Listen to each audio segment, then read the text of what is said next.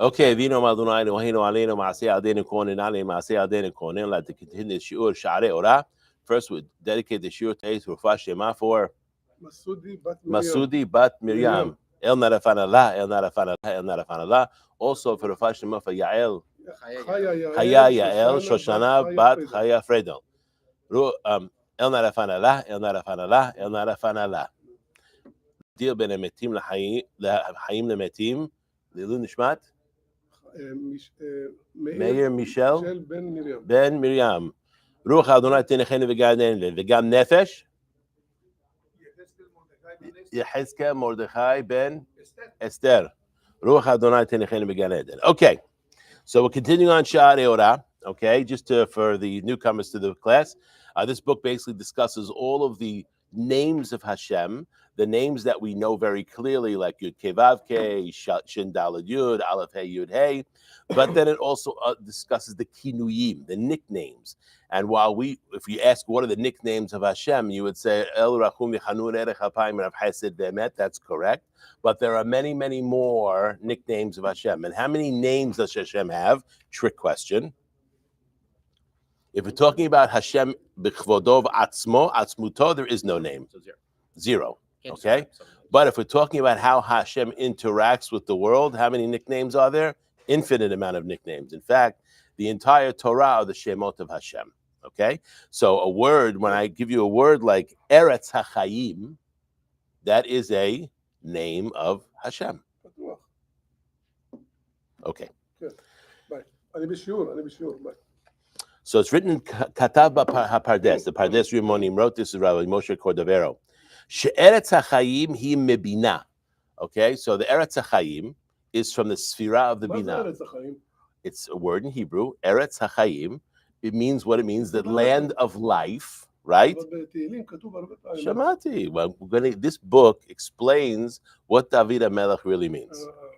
The simple meaning is the land of living. That's great. Olam haba, that's wonderful. A little more, that's not enough, right?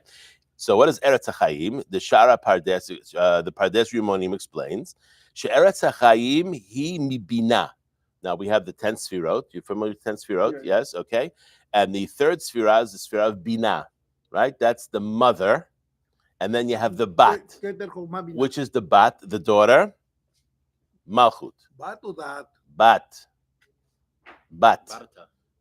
The Bat is the daughter. So you have the mother, which is the Bina, and then you have the daughter that is the Malchut. Now, also there's a son. It's not just a son, the son and daughter.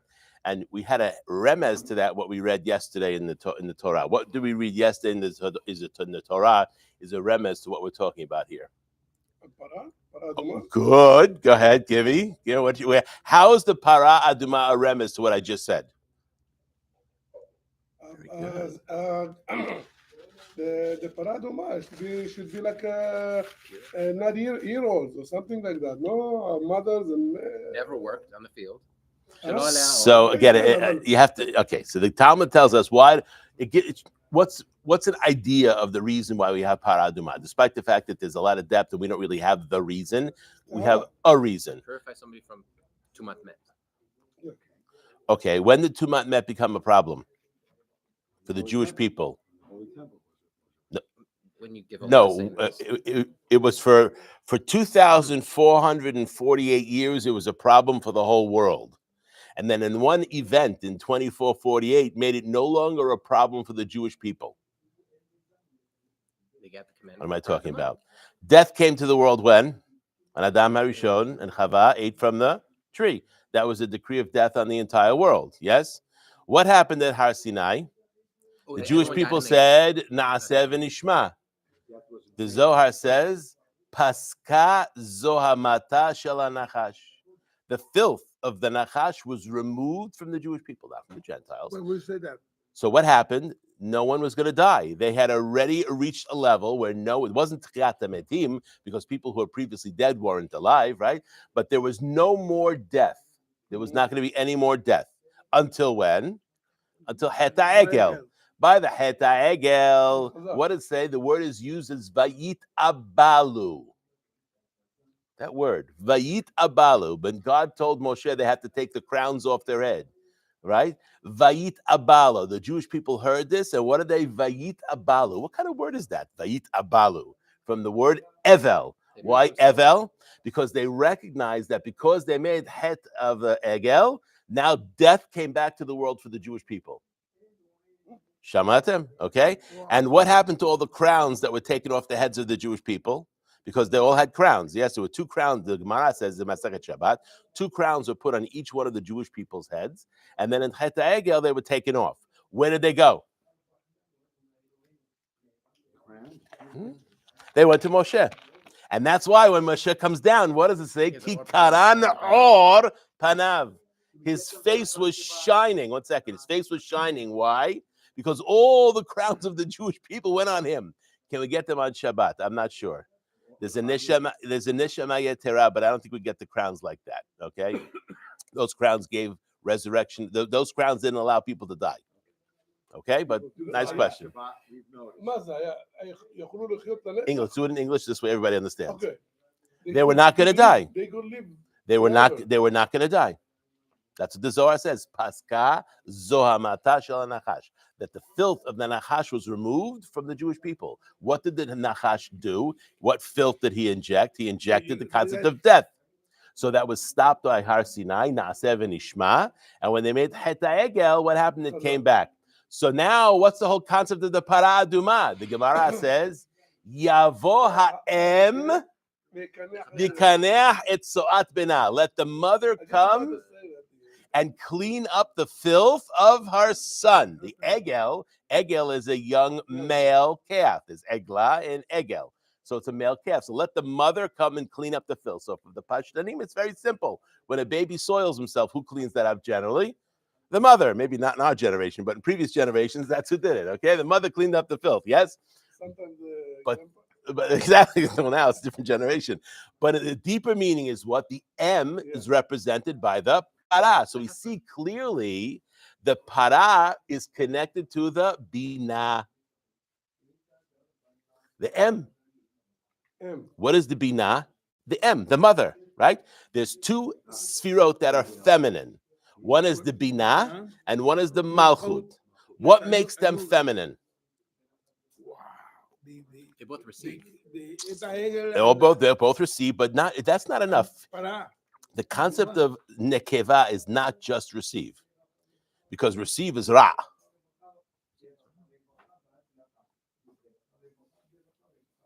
If a person takes Vaikach Korach, what's his problem? From the beginning, what does it say? He took. Right away, he's a Rasha. Right? He's a bad guy. You here to take? That's not good. It's about giving. Oh, sorry. So, takes and makes it better. That the role of the nekeva, the role of the female in a Kabbalistic point of view and realistically in the world, is she takes what she receives and then she makes it better. And how does she make it better? She breaks it up she distributes it, right? If you think about a cell, when the sperm and the egg come together, you have now half and half, mahatzita shekel, together now you have 1 whole shekel, right? Now you have 1 cell. What's the first thing it does? Splits in half, then splits in 4, then splits in 8, then splits in, keeps going, 8, 16, that's called a morulus, when there's a bunch of cells in the earliest form. So we see that as the role. Who's doing that? That's the female. The sperm came in, did the fertilization, right? And now the female, what is she doing? It breaks it up into its parts. So it distributes the shefa from above down. The other sfirot just point to shefa in one direction, but it's the malchut who spreads the shefa in the world. The bina can distribute the shefa either to the right side or to the left side or to the middle. So therefore, the bina has that same function, receiving from the chokhmah and the keter and the chokhmah, and then distributing. That's why it's female. M. Okay. The female, the wife, the malchut, she's bringing children, she's bringing bread, spreading the bread. There's an example of that. Or exactly, or as the Yerushalmi says, when a man comes home from work and he brings home wheat, does the wife give him wheat to chew on? He chews on wheat kernels? No, she takes the wheat, she takes the kernels, and she makes it into bread. So what she does is she takes whatever she receives and she makes it better. That is the role of the nekeva. That's the role of the feminine on the good side. Okay, So continuing on. So Eretz HaChaim, he's saying, is from the Binah. Why? Well, the word Eretz is feminine. Aratzot. It also breaks down seeds to plant new. Correct. What is you put inside? You put into the ground a seed, and what happens? It breaks it up, and then it grows into a brand new thing. So we see the Eretz also has the power to what? To give life, right? So there's the Eretz of this world, the physical world, but then there's the Eretz in the Shamayim. So he's saying here, the Eretz HaChaim is the Binah. Continuing on, Mipenei she'chochma shochenet betocha. Because the sphira of the chokhmah is shochenet in the sphira of the binah. Because whatever the binah she receives from the chokhmah, which is the abba in the partsufim. The binah is the imah, and the chokhmah is the abba. Abila. Aba'ila. Okay, I didn't say that. Just again. Aba'inimila? Okay, but if it's lower, then it's not. When you look at the sphirot in the what you call the Yetzirah, it's not ilah. Okay, it's only in the Atzilut. Okay, let's continue on. The chokhmah nikret chayim, and chokhmah is called chayim. So Eretz HaChayim. Why? So the binah is Eretz HaChayim. So therefore the chokhmah is chayim, is the chayim. Why? Ki misham chayim nimshachim. Because from there, life, chayim, is nimshach, is drawn.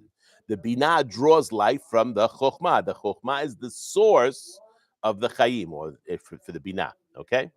Kidichtiv, and brings a pasuk. HaChokhmah tihyeh be'aleha. The chokhmah allows her husband to, the chokhmah allows the ones who own it, the ones who are responsible for it, to live. Responsible for the malchut or for the bina? No, we're talking about the binah here, we're not talking about the malchut. Okay, hachokhmah tihyeh be'aleha, right? The baal of the bina, the baalim of the bina. The baal of the binah. No. I'm not sure that what it means here. It means the pasuk is talking about that the chokhmah gives life to all those who accept her. What is the Torah called? Torat Chayim. Why is it called Torat Chayim? Because the Torah gives a person the chokhmah that allows them to have chayim. Re'eh natati lifnechem hayom beracha uklala hachayim ve'atov ve'amavet ve'ara. This is the choice. Bacharta bechayim. You should pick the chayim. What's the chayim? The Torah, and avoid the ra, which is everything else. As the Ramchal would say, all the bad ideas. That kozvot. Okay, continue on. He continues saying, because the sustenance of all the sfirot, which means which sfirot we're talking about. Remember, the sfirot are divided. They're divided into the first three and then the next seven. Right? The first three, what's the difference between the first three and the seven? The seven is One is the seven are emotional, and the first three belong to the upper worlds. The seven is, I want a little more than that. We interface with, from Malchut, we're able to interface with the seven. Right, so through the Malchut we get to all. And upper three. Okay, we can get to the Binah, we don't get to the Chokhmah. The Chokhmah Intimat. But more than that, the three initial sfirot represent potential. Right? Potential. It's will, it's wisdom, and it's understanding. All that's potential. There's no action. The action comes through the seven. Okay? In our world, it's the same thing. You have the Chokhmah and the Binah, right? And the Keter, that's in the head, the skull. A disembodied head, if you will, has no action. It's only the arms and the legs that allow one to bring the action that's thought about in the brain and bring it to fruition. So that's the same idea. So the first three represent potential, and the next seven represent action. Okay? So he says over here, so all of their sustenance of the seven is dependent on the Binah, because from the Keter to the Chokhmah to the Binah. Okay. And also we see a parallel, because when we say the tachtonim, here we're talking about the creatures of the world. Yes? or even the Sfirot below the Malchut, which is from the next three worlds, right? What's the difference between the world of the Atzilut and the other three worlds? Asilut is where Hashem is. Where Hashem is? I don't know what that means. Where Hashem is. Hashem is there. Hashem is everywhere. Yes, but I want more than that. I want more than that, Charlie. well, Come on. Let's stretch the soup over there. This is a class of thought. This is not a class of, this is Chazak. So what do I mean by that? What's the difference between the Atzilut and the other? Bria, Yetzirah, what is the difference? The three worlds of Bria, Yetzirah, and Asiyah are the Pirud, the separation. Why are they the separation? Because they were not extant. They were created. The world of Binah was created. The world of Yetzirah was formed from the Bria. And the world of Asiyah is the Makeba Patish, is the perfection of the Asiyah. But all of that involves creation. The world of the Atzilut is not creation. The world of the Atzilut is extant, always existed. We talked about this, right? But then how do we, Charlie, you got that, or did I lose you? yes, Okay, so now what do we mean when we say, so we understand how there's chadash, there's chidush in the world, right? The chidush of the world is the Bria, Yetzirah, and Asiyah. That's the new, what's new is the Bria, Yetzirah, and Asiyah. That's new. When God created the world, that was new. Part of the essential parts of a Jew to believe, okay, is when you have Shabbat, you have Zecher L'Maaseh Bereshit, Zecher L'Tziat Mitzrayim. What do those two different things tell you? Zecher L'Maaseh Bereshit teaches you that the world is new. God created it. There was no world before God had a will to create it. Zecher L'Maaseh Mitzrayim, what does that tell you? Not only did he create it, but he's intimately involved in the world. And that's why Shabbat is the tikkun, is the correction for Avodah Zarah. What is Avodah Zarah? Either a person believes the world always existed, or God created the world, but he's no longer involved in the world. That's all Avodah Zarah. Okay? Even if a person believes in one God, but he doesn't think God is involved in the world, that's called Avodah Zarah. We loosely translated it as idol worship. That's not a proper translation. What is Avodah Zarah? Strange worship, foreign worship, which means anything that is not the worship of Hashem according to the da'at of the Torah is Avodah Zarah. So from that perspective, Islam could also be, again, not from a halachic point of view, you're allowed to go into a mosque if you have to, as opposed to a church, right? But you can understand that Islam is not Judaism. They have mistakes. They have mistakes in their entire philosophy. They have the concept of jinn. They have the concept of these. We have a concept. No, but there's an evil spirit. No, there's a dualism. There's a little bit of a dualism there. There's also a fatalistic. They don't have a good developed understanding of the concept of Hashem is gozer, free choice. They don't really have a good concept of that. Okay, that's because they. Everything is meant to be to them. Everything that happens. If Allah decrees something, it has to happen. While that's true, okay, to a certain extent, if God decrees something, it's supposed to happen, we have some ability to have influence on what God decrees. Okay, influence. It's still the Ratzon of Hashem, but we have ability to choose. They don't really have a developed concept of that, as far as my understanding of their theology. Plus, they call him by the wrong name. That's already a mistake. His name is not Allah. I don't see that word anywhere in the Torah. The only place we see the word Allah in the Torah is Elah. What is Elah? A curse. There's no coincidences.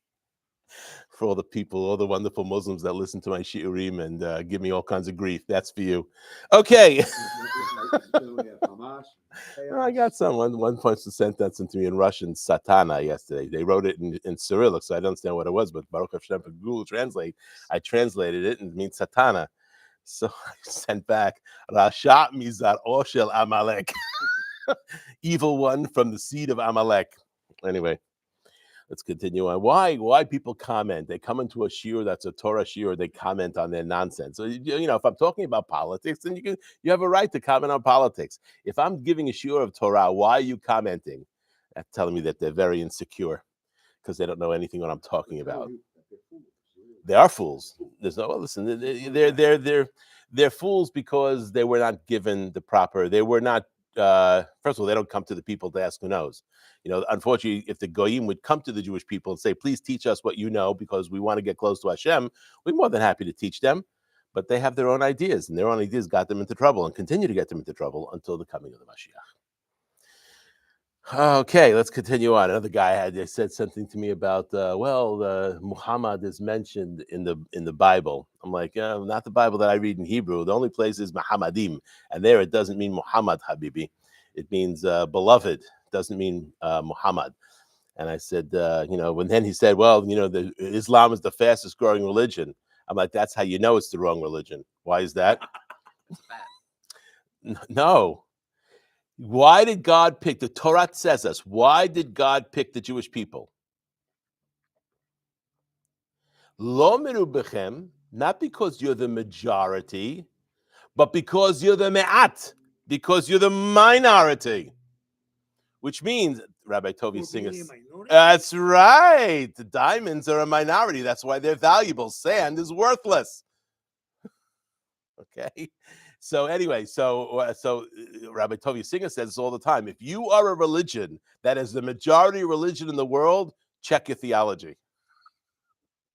And the best proof that majority doesn't win is Abraham. How many God-fearing people were living in the time of Abraham before he went and telling everybody what he knew? Only him and Sarah, that's it. The rest of the world were all idol worshippers.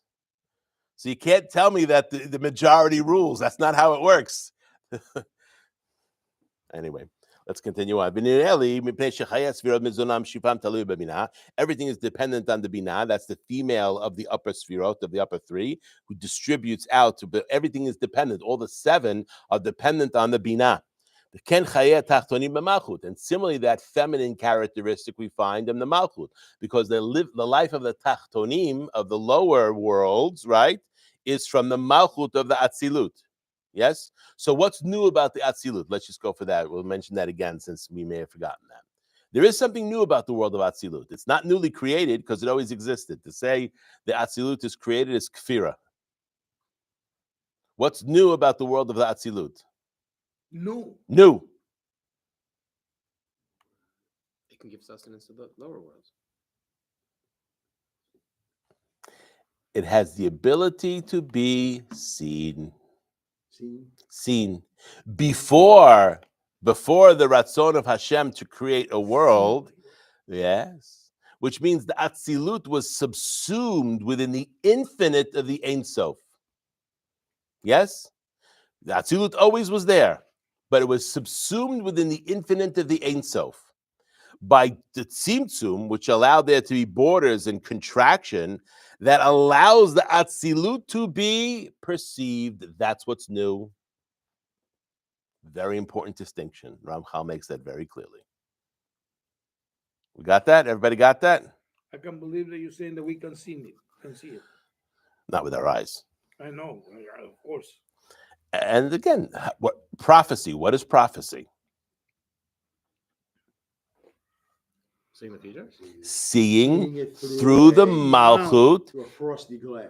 through the frosty glass into the Atzilut. So that's seeing with clear glass, though. No, through a frosty glass. So how do you see it? Only Moses gets the clear glass. That's correct. So then what's do about it? Your ability to see through frosty glass? Okay, so here's very simple. If you have the screw, you can see through clear We glass. read yesterday, Moshe Rabbeinu says the term Zehadavar. What does Zehadavar mean? This is the thing that Hashem said to me. Zehadavar, meaning what? Precise. Zehadavar. The prophets, the rest of the prophets, never say Zehadavar. What do they say? Kolmar. Koamar. This is like what Hashem said. Because their imagery, they do see, but it's through a frosty glass. They have the ability to interpret it properly, but they're not seeing it clearly. That's what it means, aspaklaria me'ira for Moshe, and aspaklaria lo me'ira for all the other prophets. But they're all seeing into the Atzilut. The question is, are they seeing clearly, or they seeing in a frosty glass? Frosty glass. Okay, very good. Thank you, Stephen. That was a perfect term. I like that, frosty. Okay, continue on. V'lachen nikraim eretz hachayim, and therefore the binah is called eretz hachayim. Eretz from the feminine, and hachayim, the source of life. Even the malchut can also be called technically eretz hachayim. Why? Because the malchut provides sustenance in life to all the tachtonim, everything below.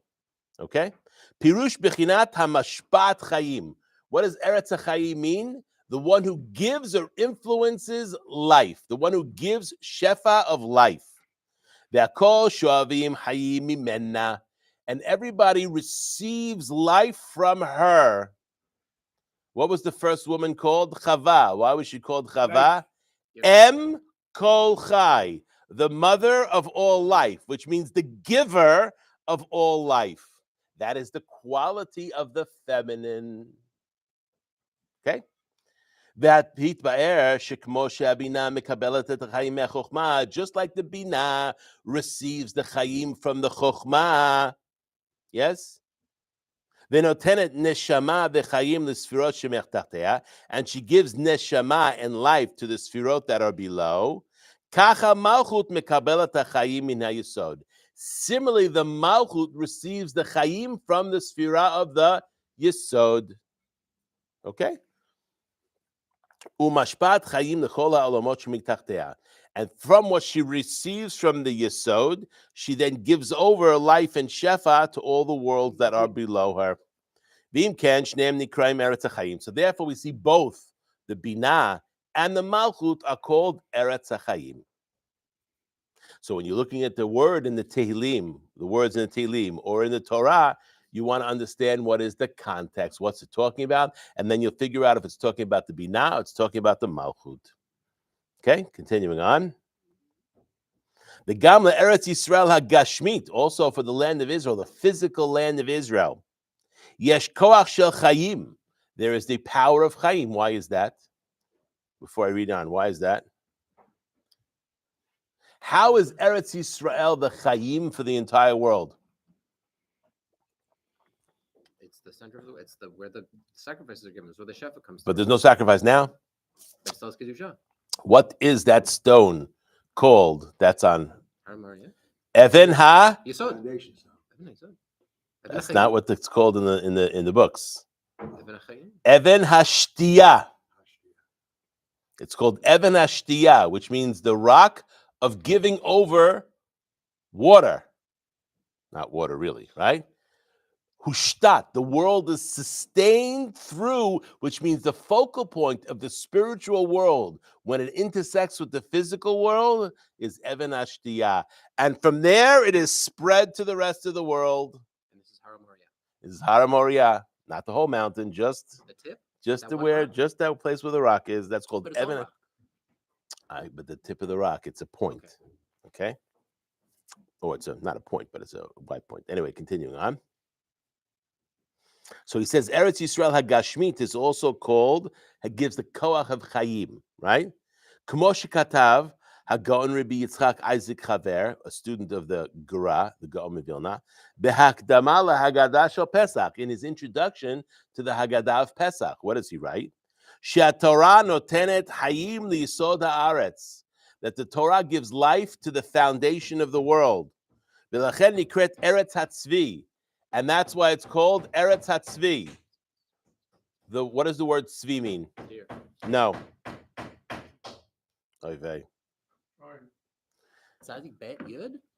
Tzadik bet yud. Praised. Eretz tzvi, when you take the skin of the tzvi, you can stretch Oh, it. that's from the Gemara. Okay, but there's Eretz So the stretches HaTzvi. in population. Okay, very nice. Okay, but tzvi is the praised land. Tzvi also means praised. What's that? Domeh rayatili tzvi or lo farayalim. Okay, so. Okay, continue on.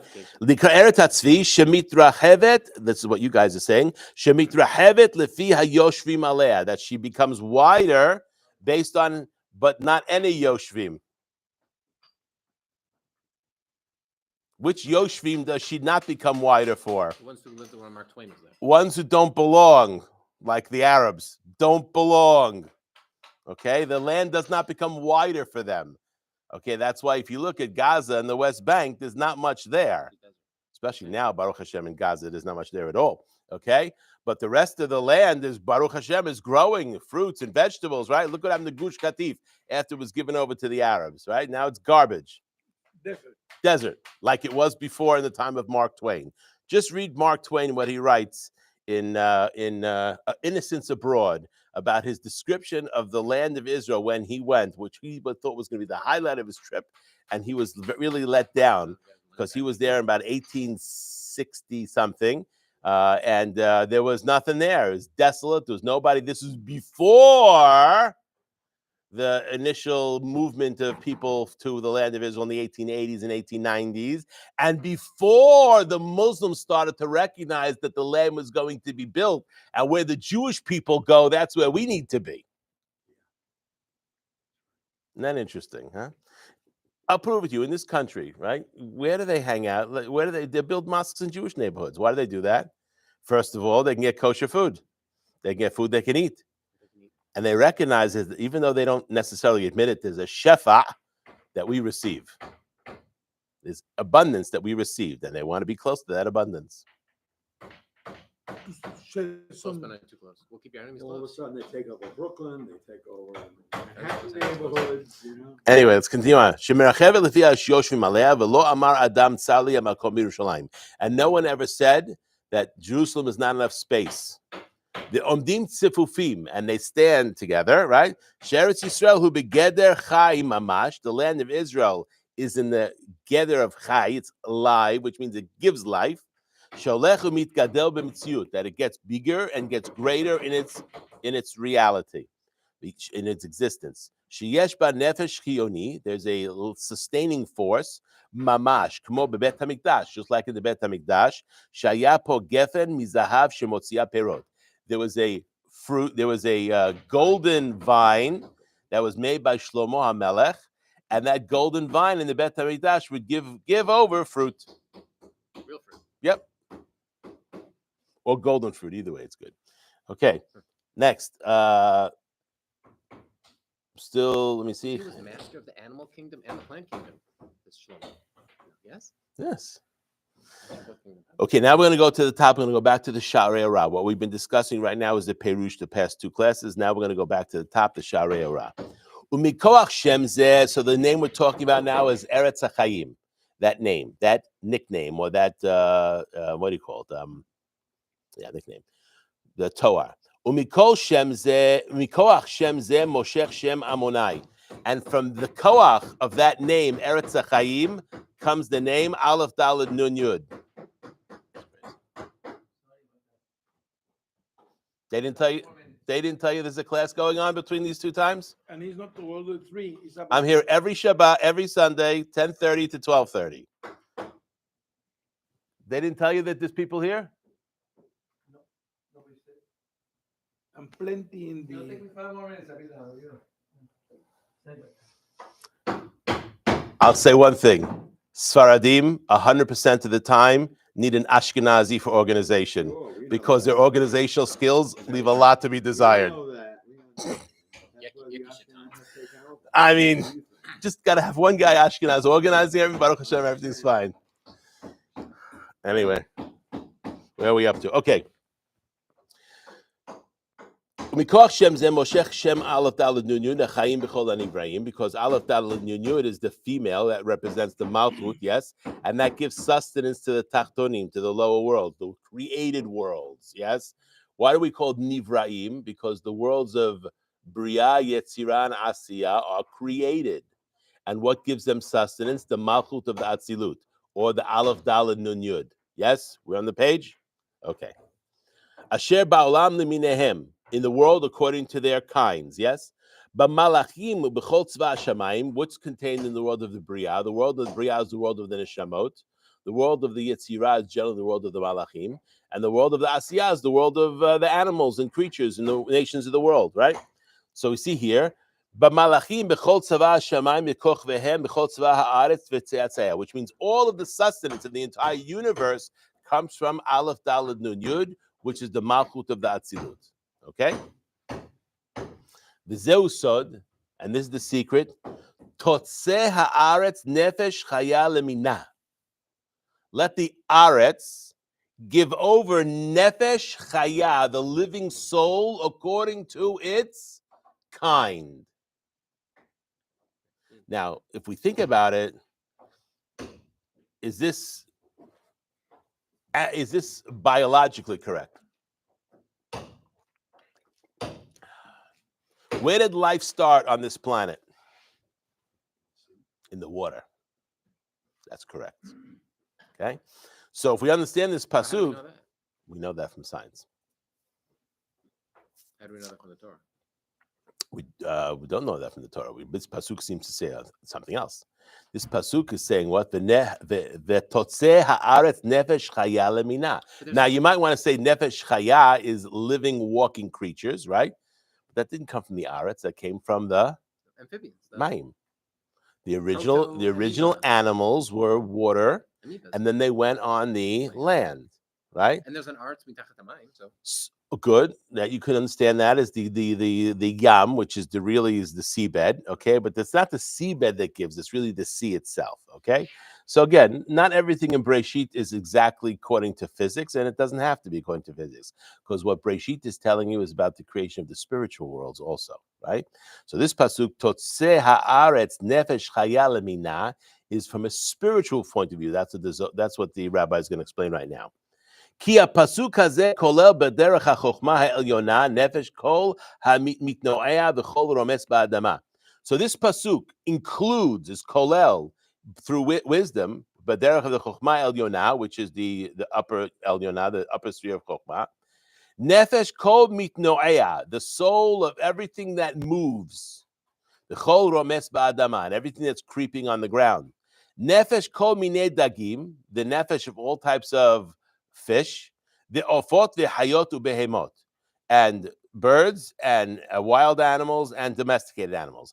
The nefesh habahamiyit shar ba'adam, and the physical, the animal soul that is within the human being. and this is before the actual human. This is before Adam. This is before the So Adam. the animal soul of humans were created before the actual humans. How do we see that? Well, you just How do we see that? Where do we see that? When does the animal soul come into the human being? After the creation of Adam. Hashem יקרא לו אדם והוא נפש חיה. Okay, and what's the answer? What point in the birth of a human being is the animal soul come in? when he has a tava. No, Humans have a tava for? At the point of fertilization. conception.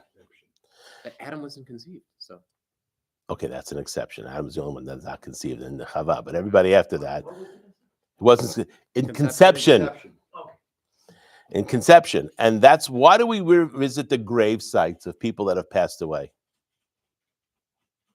They visit on their death anniversary. Why do we do that? Why do we visit grave sites of great rabbis? And That's another story. The great rabbis, we do it to same reason. It's going to be the same reason. Unification of their soul. What it's just what's there. It's their body is there. There's nothing there. It's all.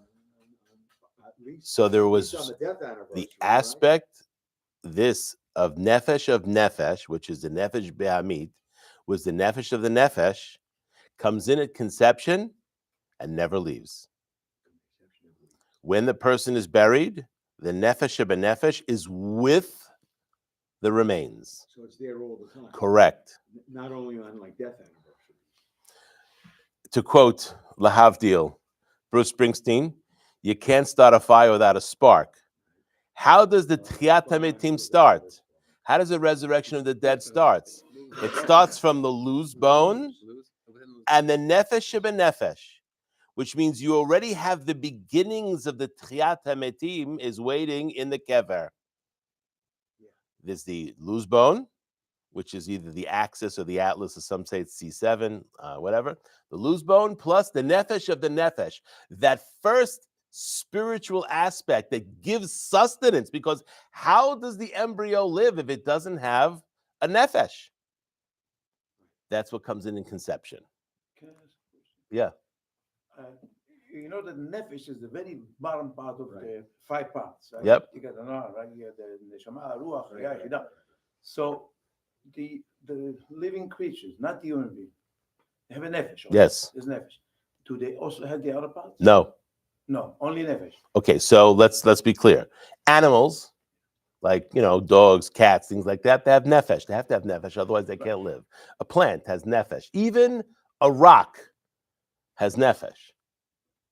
Okay, that's why it says in the Talmud. What does it say? Givurot gishamim is like tchiyat hametim. Why do we put mashiv haruach morita geshem in the bracha of mechayeh metim? Because the Gemara Masechet Ta'anit says, Givurot Geshamim is like Tchiyat HaMetim. How do we understand that? Okay, simple is when the rain comes down, it gives life to everything. But what about the rocks? There is nefesh in the rocks as well. Okay, everything that exists has to have nefesh. Okay, now, Gentiles, okay, Goyim, have ruach.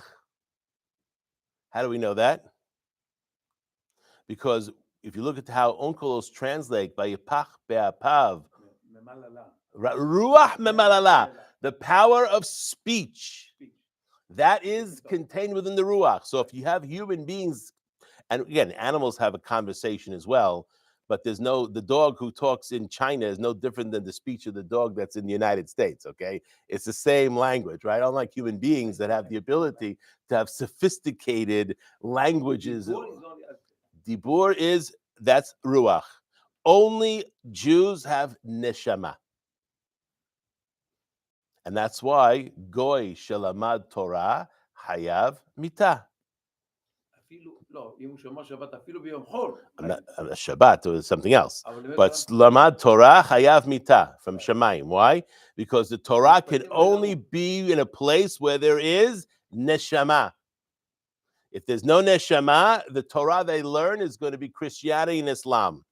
The teaching of the Torah is right from the seven mitzvot ben Noah. That you're allowed to teach them. From Arayot and from Gezel. Okay, but Gezel kilek haTorah teilachem v'lo lahem. Arayot al tikra morasha lemeorasha. You're allowed. So if they take it, that's Arayot. So right from the seven mitzvot ben Noah, they already are not allowed to take Torah. You're allowed to teach the 7 laws. But Talmud Torah, no. Okay, and anything other than the 7 laws, no. Now, it's not just 7 laws. There's more than 7 laws. That's only the category. That's the categories, correct. Yeah. So the Rambam said us actually, shchutei chutz is asurim b'nei Israel. But if a guy wants to do a korban outside, he's allowed. Not only that, you're obligated to show him how to do it the right way. So he does lichur Hashem. Troubles. That's what Rambam said. The korbanot that the goyim do you're is. Teaching him Torah. Who are the korbanot that the goyim do? They're doing Paschal Lamb. They're doing us. We don't want to teach them. Stop that. Okay, let's say a Samaritan. Are they considered goyim? A Samaritan or goyim? And they're not Jews. They're called gerei arayot. Okay, they're. Why are they called gerei arayot? What is gerei arayot? Converts of lions. Why are they called converts of lions? Because they were forced. Because the Shomronim were brought from outside of the land of Israel in the time of Sancherib. When he exiled the 10 tribes, he brought these other group of people into the land of Israel. And what was happening is the lions were coming and eating them up and killing them. So they went to the Jewish people, they said, why are we getting decimated by lions? And the answer is the land of Israel doesn't tolerate idol worshippers too well, right? So they converted, but they never really converted properly, okay? Because they rejected the oral law. That's a kofar. A convert who says, I want to be a Jew, but I'm only going to follow the 613 laws as it's written in the Torah, does not get converted. Right? But what was this? They're allowed to bring a korban on an altar? That's what he said. Okay, maybe the Rambam says that. Maybe not everybody agrees. On bamot. They can use bamot. We can. Again, I'm sure there are Rishonim that disagree with the Rambam on that one. Okay, and they're not doing it, so we don't want to encourage it. Anyway, let's continuing on. And the problem is that it's only Gentiles the Rambam would be talking about are people of the Sheva Mitzvot B'nai Noach. You can't teach a Gentile to bring a korban if he's an idol worshiper. Would you agree with that? Say it again. You can't teach a Gentile to bring a korban if he's an idol worshiper? You don't need to teach them. They already know. Not allowed to teach. You said the Rambam says that you're allowed to teach them. No, That if since he they're- wants to do the korban, you have to teach him Who's how to do it he? the right way. The guy. which guy? A Christian? Yes. No. It's a Haitian. No. It's No. a Muslim. He had to be married to you. I don't even know about a Muslim. They have some problems with their theology. I don't know if we would include a Muslim in that. Muslims bring sacrifices. No. He's just talking from a theoretical. Which guy is the I'm not sure a Muslim would count. You know why? Because they're not doing Sheva Mitzvot B'nai Noach. Sheva Mitzvot B'nai Noach. A Ben Noach who's following the 7 laws of Hashem that's written in the Torah based on how the Torah teaches it and recognizes the Torah was given at Mount Sinai to the Jewish people. That's called Chasidei Umot HaOlam. A Muslim is not called Chasidei Umot HaOlam, even though he's a monotheist, okay? He's still not going to Gan Eden. Why? Because he doesn't think the Torah is Min HaShamayim. He thinks the Quran is Min HaShamayim. Therefore, he's not going to Olam Haba. Muhammad did things because otherwise he would take a rabbi to teach him all the Torah. The whole thing is based on the Torah. All of the Islam is based on the Torah. He took a rabbi in Torah. Okay, so it's Where Christianity. did he get his source, for all the Quran? The Muslims copied everything from everybody, Of course. just Even like the they do 40 today. Even the 40 days that they fast right now is the 40 days they All do Yom copied, Kippur that we and have, the Christians and are, they made it 40 times. and the Christians are different. No. They take the scraps from the table. That's what they do. Yeah, but we have a nice table. It's called the Torah. Yeah, Okay. And we leave some scraps, and that's what they build their entire religion on, and they go off the path. Okay. So a Muslim, I'm not sure, based on the Rambam you're quoting, if you could teach him to bring a korban, because technically he's not Chasidei Umot HaOlam. He's not following the 7 laws of Noah. Doesn't distinguish. The rabbi says the guy who wants to bring the that's what Okay, I would find it hard. You have to teach him how to do it the right way. Hashem. Lifnei iver al titen michshol. Okay. That din is not just for Jew to Jew. That din is for Jew to Gentile. If you noten michshol bifnei somebody to transgress avera derabanan, haim avat avera. Yes. How? Okay, when the rabbis made their avot, first of all, you have lo tasur, and if you want to quote the Rambam says all the mitzvot the Rabbanan are really doraita as well. Why? Okay, I get that. But, Okay, lo tasur and kol yachol yashurucha. Done. I get that. But if you Over on the doraita. if you put michshol for mitzvah the Rabbanan, it's still distinguished with the Rabbanan. Of course, it's you don't get punished. I wouldn't want to go to Shemaim with that one. You don't want to chance it. It's not worth the chance. All right, let's continue on. Boy, everybody's getting disturbed today. Okay. I got 15 minutes. All right. For the rest on the video. Baruch Hashem. V'zeu so totzei haaretz nefesh chaya lemina. Let the land bring forth the living soul according to its kind. Right? What does it mean according to its kind? Ki pasuk hazeh koleh b'derech hachma elyona nefesh kol mitnoaya v'chol remes adama. It's including all species of the world, right? Nefesh kol minei dagim ve'ofot ve'hayot ve'behemot, different fish and birds and wild animals, domesticated animals, and also the animal soul, which is the nefesh of the nefesh inside the person, right? And also the aspect of nefesh that's in the person that's high up, that's called the neshama. The word nefesh can be translated loosely as soul, okay? So the neshama is a type of the nefesh. The ruach is a type of nefesh. The nefesh is itself. Okay, that's what he's discussing here. Therefore, our rabbis would doresh on this pasuk. Totzei haaretz nefesh chaya lemina v'zo nafsho shel Mashiach.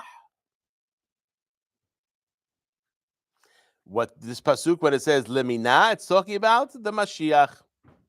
And how wonderful, how wondrous are the words of the Chachamim when they interpreted the pasuk this way.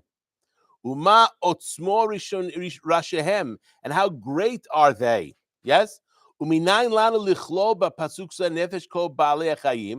And where do we learn that we include in this pasuk all these other animals and things like that? The chol remes ba'adaman, all creepy crawlies of the ground. V'nefesh dagim ve'afot ve'hayot ve'emot ve'nafshot ha'adam. V'afilu nefesh ha'malachim, and even the nefesh of the malachim also. The kol tzva shamayim v'kochavim afilu nefesh hamashiach, which means everything. This pasuk where it says tzotzei aretz nefesh chaya lemina is talking about everything that is existing in the physical world and in the spiritual world, except for the Atzilut. That's not created. Everything else is created. Everything that's created, they have to have nefesh. Okay. Okay, let's go back. Is there a point here? Yeah, let's go back to Zion, to Vav. Okay. Bless you. Hachayim b'chol hanivraim. He said here, the name Aleph Daled Nun is the life in all of the creations. Hakadosh Baruch Hu mehayed kulam. The Holy One, blessed be He, gives life to other. When we talk about Kadosh Baruch Hu, what are we referring to in the Kabbalah? The giver and sustainer of all life. The Vav. Kucha Brichu Ushchinte. Kucha Brichu is the Vav, is the 6. Shchinte is the number 7. The last day? Wait, the Vav? What do you mean? The 6 is Zeranpin. Kucha Brichu is the Zeranpin. And the Shechinte Is the Malchut. Nunukva. No, Okay? Aval yesh shinuyim bekoach hachayim shekol nivra v'nivra. But there are differences in the life of each creation. Yes? Betzomeach yesh et koach hatzimiha. With the plants, they have the power of grow. They grow, yes? But they don't have the power to move. Right? What? do they have power to reproduce? That's not what he's discussing here. He They says can't move out of smicha. their place. They basically grow Up or upwards, down. not up or out to the side, but they can't move. En lecha, even a rhizome, which basically goes under the ground, it's still not Oh, like moving. a carrot or a ginger or The carrot is a rhizome. Okay, a yeah. ginger, something that grows from the ground. A potato. No, that's a tuber. A tuber is type of rhizome. What? A rhizome? Really? I thought rhizome is when a plant basically underground has a shoot that goes someplace else and then comes up someplace else. So that's ginger, So turmeric. any That's kind how of they root. are? Okay, then. Okay, very good. Then I stand corrected. Okay.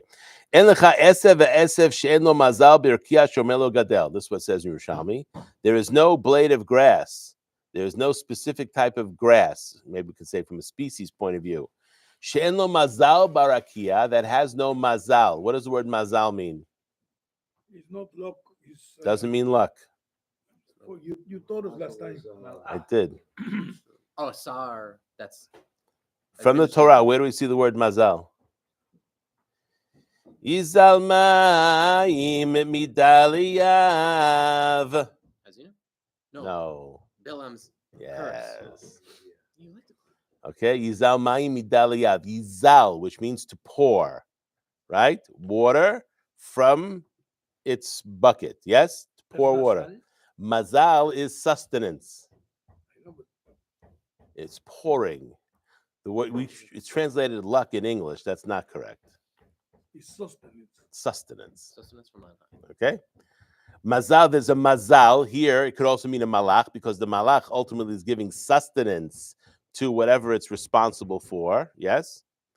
The balei chayim koach chayim mishilahem, and to animals, so it gives mazal for the esev, and also for animals koach chayim that belongs to them. Ula adam neshama elyona, and for the person the neshama. The gam lechol ne'etzalim ha'elyonim. What is ne'etzalim? Ne'etzal, emanated. Why is that word used? Emanating from that Tzilut. No, the Atzilut is the emanation. That's called Atzilut, right? Ne'etzalim, the Ein Sof. So then Atzilut is Ne'etzal from the Ein Sof. Yes? Subordinate to the Ein Sof. Not subordinate. It can't be subordinate if it's the same thing. It's emanated from. Ein Sof and Atzilut are the same thing. No, the Ein Sof is the Atzilut is subsumed within the Ein Sof, That's what kind of and after the Tzimtzum, we have the ability to perceive it and to recognize it and to see it. Okay, I'm not sure I would use the word subservient. Subordinate. I wouldn't use that word. What did you use? You said something. Subsumed. Subsumed. Encompassed. Yes. Okay. Different. Mel- Yes. Like Malbush. Okay. Lavush is Lav- correct. You could okay, use. You could use lavush. Lavush you can use, but that does mean subordinate. Yeah, English is weird. English is weird. You have to be careful when you translate into English. That's right. Tzva Shamayim ve'Malachim. So here he's talking about the emanated creatures from the Shamayim, which is the Malachim, which are created. Okay, the Malachim, right? Tzva Shamayim ve'Malachim Chayim Mishalahem Kmo Shemer Chazal, like our rabbis explained in Ha'azinu and Sifri. HaMalachim Nafsham ve'Gufam Min Shamayim. The angels, their nefesh and their guf and their body is from the Shamayim. Okay. That calls. What do you mean by guf? Here we go. The Lavush of them. Orah and Kelly. Nothing exists without Orah and Kelly. Except for Hashem. Nothing is recognizable in the world without an Orah and a Kelly. You have to have a source and you have to have a receptacle. Right. No vessel, it doesn't have any meaning. No, nothing. That is correct. That's why a person not married, right, has no bracha. Why you have no bracha? Doesn't have a vessel. They did not multiply. He's got no vessel. Now we're above that. He's got no vessel. So even a person who has not able to have children, He can't have. the woman is still giving him bracha. Seriously, bracha is not multiplication. A bracha is more than that. Bracha is anything that's above what you need. De machzoro is not bracha. Anything above what a person receives more than they need is called bracha. Can I tell Okay. you what I think of bracha? 1 minute. Okay. Bet, Rush, the Shorish is bet. Resh, All twos. Kaf. The bet is double aleph. Kaf is double yud. The resh is double kuf. They're all So we go twos. from the single to the tens. They're all tools. Ribui. Right. So that's bracha when the thing multiplies itself. Twice. Ribui. That's why bechol kabel twice. Bechol kabel twice. The word I'm going to use is ribui. Okay, it's not that it's double one. It's that it's 2, Adding. That's 20, and 200. Okay, we discussed that in this book early on. Okay, but bracha is not just children. Children is part of bracha, but parnasa is also bracha. Of course. Okay, so Because anything Aleph make two of us. anything that is the hoter, that's bracha. Maskim? Yeah. Okay. Children, Baruch Hashem. Yes. Like I told you the other day, Shiv'im panim laTorah. Yeah, but We're not contradicting each other over here, you know. very careful. With this, we have to stick on the path because this is sod. We have to be very careful because even if you're saying something from the Peshat, we still have to understand it from the sod perspective. Yes, that's all I'm trying to say, and not to get confused. Like Rashi said, Come join us. Come join us. That's the furthest from the truth because he is the sort of the Sodot. But You Rashi don't doesn't. understand He that. doesn't make it out. He makes it very difficult to see from what he's writing unless you already understand the sod. You're not going to get to the sod from Rashi. You have to already have the sod. Then you look at Rashi and say, "Oh my God, you really got it." Yeah, yeah, absolutely. Absolutely. Okay. So what we hear, let's see. Wait, lost my place. Malachim b'nafsham begufam min hashamayim. So when the malach doesn't really have a goof, not a physical body, right? So let's talk about the Orah and Kelly. Let's talk about Orah and Kelly. Everything has to have Orah and Kelly. That kol sugei hachayim moshech hayisod v'noten lemalchut eretz chayim. And all the different types of life is moshech. All life is moshech to the yesod, from the yesod, and gives to the malchut eretz chayim. We said that the malchut, which is the lowest feminine sphira, receives from the yesod and then distributes out the life to everything below her.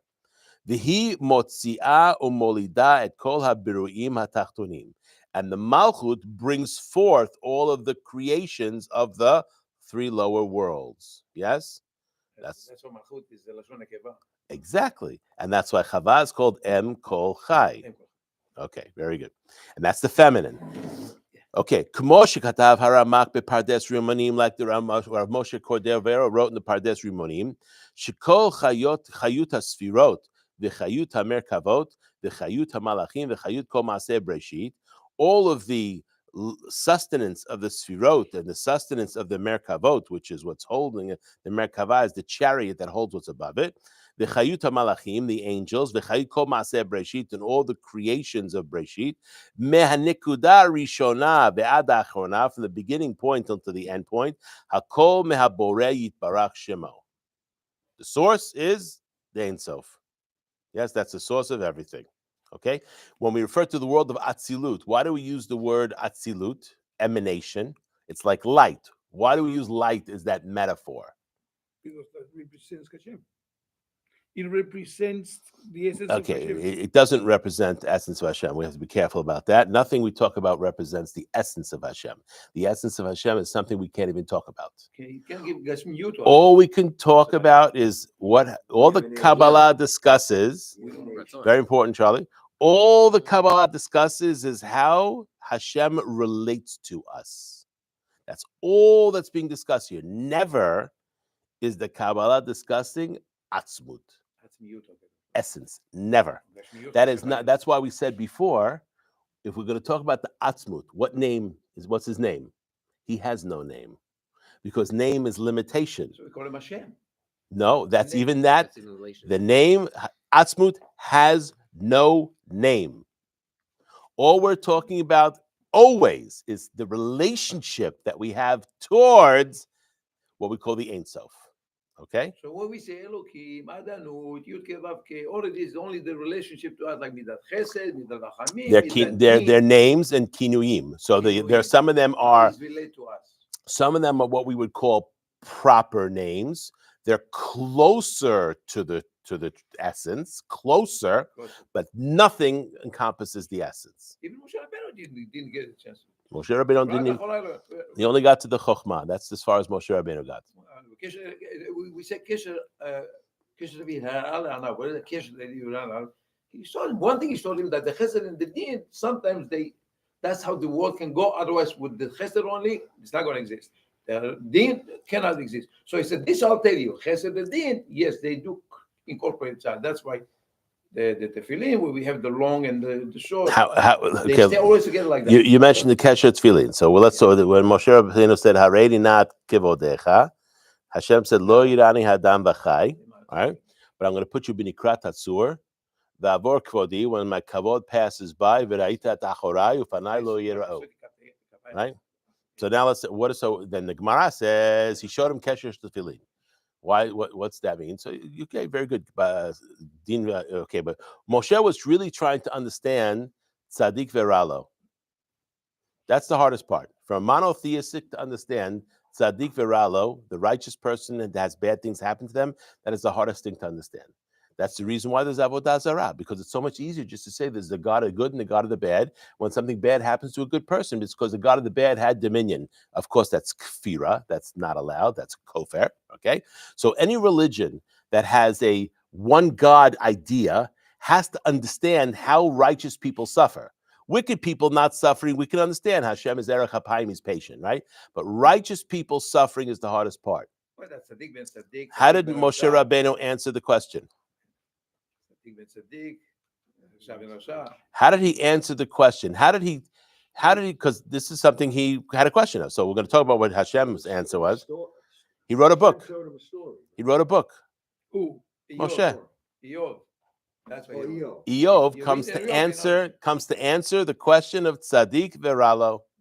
Right? 42 chapters to answer tzaddik veralo. Okay? Isn't it also true in the Midrash? Moshe is asking this question. Hashem, in a parable, gives him a story. You know the famous story, the guy sitting on the park bench, and he gets up, and there's like a bag of cash there. Another guy comes, and the third guy comes, and one guy gets beat up or gets killed, because of it. And it ends up that in the past life, one guy was the judge, and he was an evil judge. So that's the Ramban's conclusion. If you look at the Perush of the Ramban on Eov, he says it's all about Gilgul Neshamot. Okay, so that's his Where's the conclusion book? on Eov. Okay. Job. Job. Job. Yeah, with the Rifaz Temani. Moshe wrote it. Moshe Rabbeinu wrote it. That's what it says. In the Talmud, it says Moshe Rabbeinu wrote Eov. Now, what is the Kesher Tefillin? What does that represent? In addition to what you said, what does it mean V'ra'ita achorai? The problem we have is we try to see what Hashem is doing when he's doing it. We can't understand when he's doing it. But with the passage of time, what happens? Then we can have a better understanding of what happened. So for instance, we can look at the destruction of the Second Temple. The people who lived in the time of the destruction of the Second Temple didn't know why it happened, okay?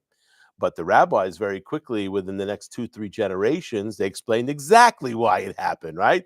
In Masechet, the Mishnah doesn't talk too much about the destruction of the temple, right? But the Gemara has a long discussion in Masechet Gitin about why the temple was destroyed. How come it's discussed in the Talmud? Because it's already 200 or 300 years afterwards. So with the perspective of looking at it from behind, then we can understand why Hashem does what he does, right? Which means you want to understand why this righteous person is suffering right now. You cannot understand why that righteous suffering is suffering right now. But 2 or 3 generations later, they'll say, oh, now I know. Exactly. Which means that's what it means. And the Kesher Tefillin, how does that work? Why the Kesher Shel Tefillin? Okay? If you see a person from behind and they have a knot, you know they also have a Shel Rosh. If they have a tefillin and you see a knot on the back, What if it's just missing? Stop. Okay? You're talking about a Jewish guy. He's wearing if you see the knot, you know he's got tefillin in the front, right? You don't have to see the tefillin to know, once you see the kesher in the back, that he's got the tefillin in the front. That's how it works. So you will understand the future through the past. That's exactly it. There has to be time. So the question of tzaddik veralo is only a complicated question when you're looking at it in your time. When you're looking at it from behind, it's not so hard to see. The Gemara, what does it do? It analyzes why they made the sin and why the Jewish people came to almost destruction at the time of the Megillah. What's the conclusion? Because they ate be'oto sinah. They ate at the seudah, right? Why they can say that. The people who it happened to at the time didn't necessarily know why it happened. Maybe Mordechai did because he was a prophet. Prophets can know things in time, okay? Only if Hashem. You talk about the destruction, or you talk about the Purim? I'm talking about Purim now. Okay. Okay? So you said the destruction of the temple? No, I said the Purim story. The Purim story happened. Why? Because they ate at the seudah. That's what Megillah says. So the only way we can appreciate why something happens is we need the benefit of time. Right? That's v'ra'ita tachora. You will understand my ways, maybe only with the passage of time. But if you try to understand my ways now, my ways are not your ways. These are not understandable while you're alive in the moment. So Haman gives us the answer also. Now we know. Amr for Adam for Zar. In other words, they're not together. And every time we learn, and Amr vadad ishkon. What's the Bilam said? And Amr vadad ishkon. What's the hand? The he and the nu, they can only be, put together, only within themselves, right? If you want Aleph and Tet, that's a Yud. Bet and Chet, that's a Yud. But Hey only with Hey and Nun in the tense. Only with Nun, because of the 50. So Levadad Yishkon, what's Levadad? When they're together, Levadad, without interacting with the Goyim, Yishkon, that's Shekhinah b'neihem. But Goyim, lo yitchashav. When they intermingle with them, 100%. What Haman says, exactly the same thing. And Amr for Fuzal, lo Yishmeul. In other words, each one has its own path. He said, this you can take them out and wipe them out because that's exactly what's happening right now in Tel Aviv. So what unifies the Jewish people? Togetherness. The attacks from the Goyim. Okay, Achdut is the result. What unifies us? Attacks from the Goyim. Unfortunately, that's the case. That's correct. That is correct, okay? What was that? The Torah is attacks from the Goyim unify us. That's what he said. Okay. That's not incorrect. Okay, unfortunately, that's not incorrect. Okay, but how can we be unified amongst the Jewish people without attacks from the Goyim?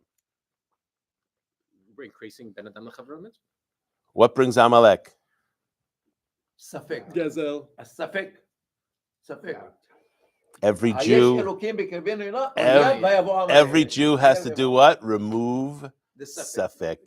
And if a fellow Jew needs help removing the Safek, you are required to help them to remove the Safek. which means by teaching and by helping people on their path. The way we unify each other, because what really happens? People have doubt. Why doesn't a person follow what the Torah says? Exactly. because the Okay, doubt- some people are lazy. Okay, lazy, but if they think about it enough, they're not going to. It's very hard to sin if you're thinking. It's only when you forget, then you forget God, then you sin. That's all of us, by the way. But David Okay. gave us the answer also, David. He said, "Vayvarech David et Hashem." Vayvarech David. This is Vadai. Vayvarech David. Hashem Vadai. But The tefillah bring you to no safek. so, When you start so davening with kavanah, there's no safek. okay, And so unfortunately there's only one Torah that really can remove all the safek. And it's so- Person can read Tanakh all day long. It doesn't necessarily dispel the safek. So the sod. Sod. When a person studies the Kabbalah, there is no doubt, because everything fits. There's no questions. That's why the Kabbalah really never has a question. There's no. True. It's basically, and if you think about it, the Gemara, you have Tashma, come in here, Come in and here. Yeah. come in here. The Zohar never says Tashma, Tahazeh. Boring. Tahazeh. Why? Because when you hear something, it's what you hear. If I hear this music or that music, but what you perceive can have lots of different perspectives, and they're all correct. But you can get to it if you just know. You have to really lemalet kirso b'mishnah v'shas v'talmud before you jump Okay, into the And Kabbalah. people, unfortunately, what they do is they use that excuse to never study the Kabbalah. Because they'll never get to that level. It's just Oh, I unstable. can't. I didn't finish Shas yet. I have to finish Shas 10 times wait. before I say I have to know all the Shulchan Aruch by heart. That a person never gets to the But Sod. you can't go like what's her name, Madonna also jump into Kabbalah without even being. No, it's a Madonna. It's- That's what I'm saying. This must be a path in the middle somewhere. But who knows what Zohar she's studying? Is she studying First of all, That's again, Shmulik Botayach, you know, don't expose. That's what we don't expose I think that. they could be a common Jew, a Jew who doesn't know a lot, but opens up his heart and really studies Pirkei Avot, and then works on himself. And that person, I'm going to change my midot. I'm going to be different. That person's already on a different path. That person is on a different path. That person is That's- already. I mean, could be propelling himself even higher than some of the people starting to study Sod. And eventually the person falls into Sod. Isn't it interesting if you look at the greatest rabbis of, say, the past 500 years of the Sod? They all wrote a book on Musar. There you go. But Ramchal Right. wrote Mesilat Yesharim. Rabbi Moshe Cordovero wrote Tomer Devorah. He was the teacher of the Arizal. What are they trying to say? But here's the beauty of One it. second. In most- What are they trying to say? Why would the Ramchal spend his glorious time writing a book called Mesilat Yesharim, where he has the humility to write the beginning? Everything I'm writing in this book nothing is new here. Everything you already know. But the things that you already know are the things you're most likely to forget. Why would he do that? Why is the Ramchal, his most famous book, the Mesilat Yesharim? But that's not his only book. Anybody who knows he's got lots of books. Why The rocket ship is not going There is no way to get close to God without proper midot. No way. That's why it says if a person you're learning Torah from is not like Malach Tzevaot, you're not allowed to learn from them. Kisifte kohen yishmiru dat, right? Meaning what? They have to be like Malach. The end of the pasuk, Malach Tzevaotu. So then there's a discussion in the Gemara. There was this young rabbi, young tremendous Talmid Chacham, that didn't have good midot, and there was a discussion of whether they should learn from him. And one opinion says, well, we didn't want to put him in nidui. They want to put him in excommunication because he didn't have good midot. Yes. So one says we can't put him in excommunication. We need him. He's got all this Torah information that we need. 1 second. And he wasn't a kofar. He didn't have midot. There's a big difference, okay? Not a kofar, right? And then the other opinion says, brought kisifte kohen yishmiru dat. And what did they do? They put him into nidui. Because learning the Torah, it's not just about the information. To implement. It's the action of the. Integrated And into how the do you- heart and brain. And how does a person? How does a person? Here's the beauty. Just give me One second. How does a person know? How does a person know who's a real Talmid Chacham? Wow, that's a good. You talk their way. I mean, I go on Safari right now. It's Shoel pretty Aya, smart. I go Shoel on Aya, there's a community, but there was something that he Midot. If the person is, because the Torah is not in the mind. Beficha ulvavecha la'asoto. It doesn't say beficha uvemochacha, right? It doesn't say in your mouth and in your brain. It says in your mouth and in your heart. The goal of learning Torah is not for it to be here. It's to be here. Okay, to your point, just 1 second. To your point, in all of the Pirkei Avot, all these Tanaim, they adapted a line, like Hu Haya Omer, Shushat Varim, Hu Haya Omer, Al Torah. What does that mean? Hu Haya Omer. Hu Haya. First of all, he himself implemented that, and then he went to teach others. That's exactly what he's saying about the Pirkei Avot. That's the Pirkei Avot. The Tana did not come and say to you, by the way, this is what you have to do. No, Hu Haya. First of all, he made himself that he himself did it.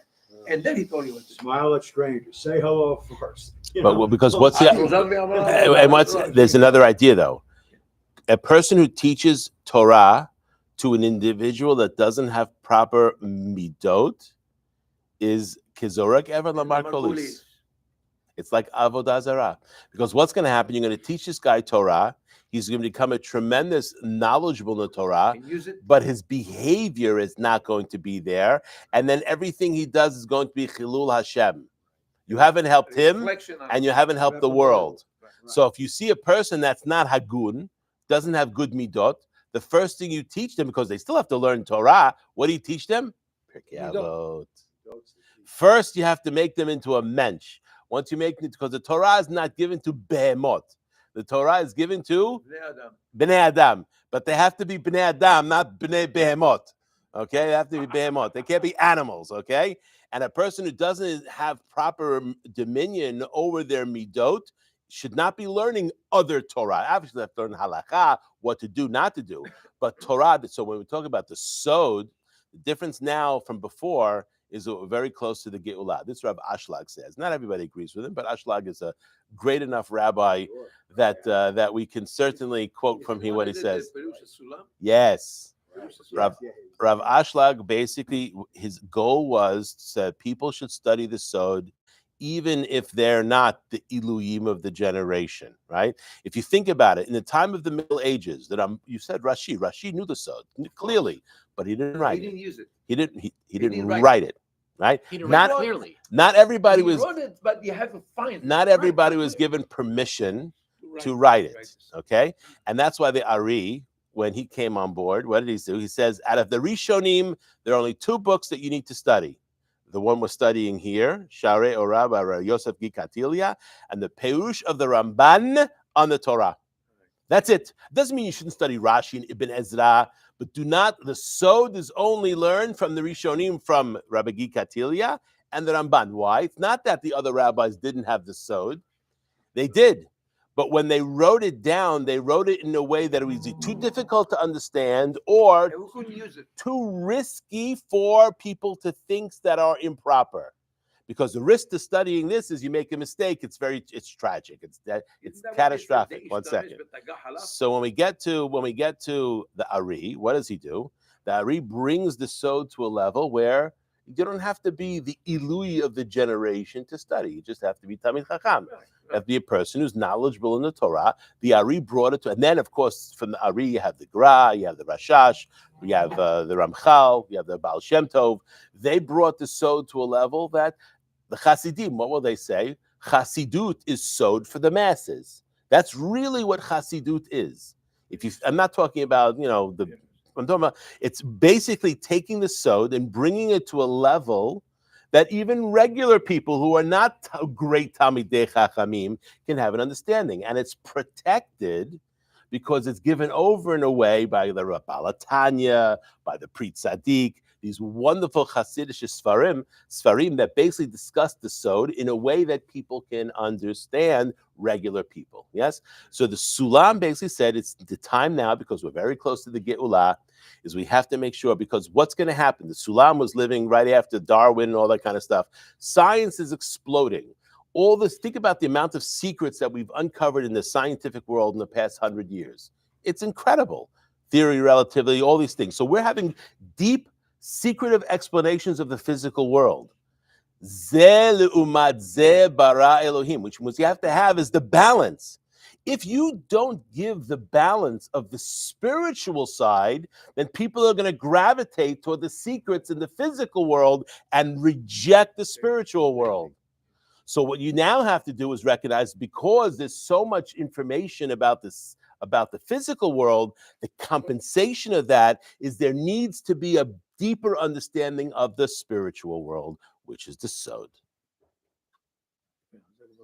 And the necessary characteristic for the Sod is Yirat Shamayim. A person that doesn't have Yirat Shamayim shouldn't be learning Torah either, because it's not helpful for them, yes? But Yirat Shamayim. And what allows a person's Yirat Shamayim to develop? Sod. It's the Sod that, because it shakes the tree in such a way, it takes away all the doubt, and then you begin to see what's really underneath everything. It was explained to me once like this. What is the goal of the Nigle, of the revealed Torah? You study the Talmud. What is the goal of studying Talmud? You have something and you break it up into pieces, right? Hechidami, what's the case? Rabbi says two things that are opposite one to each other, right?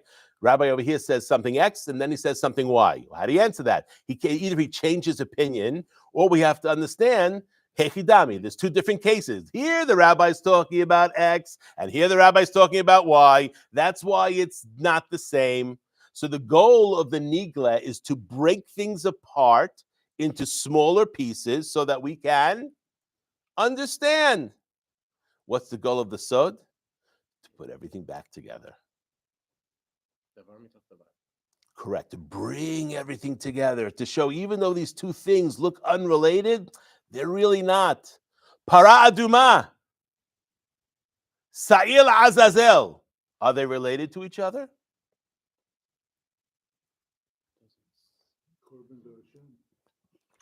Neither, technically. It's a whole discussion amongst the Rishonim. The Para aduma is certainly not a korban.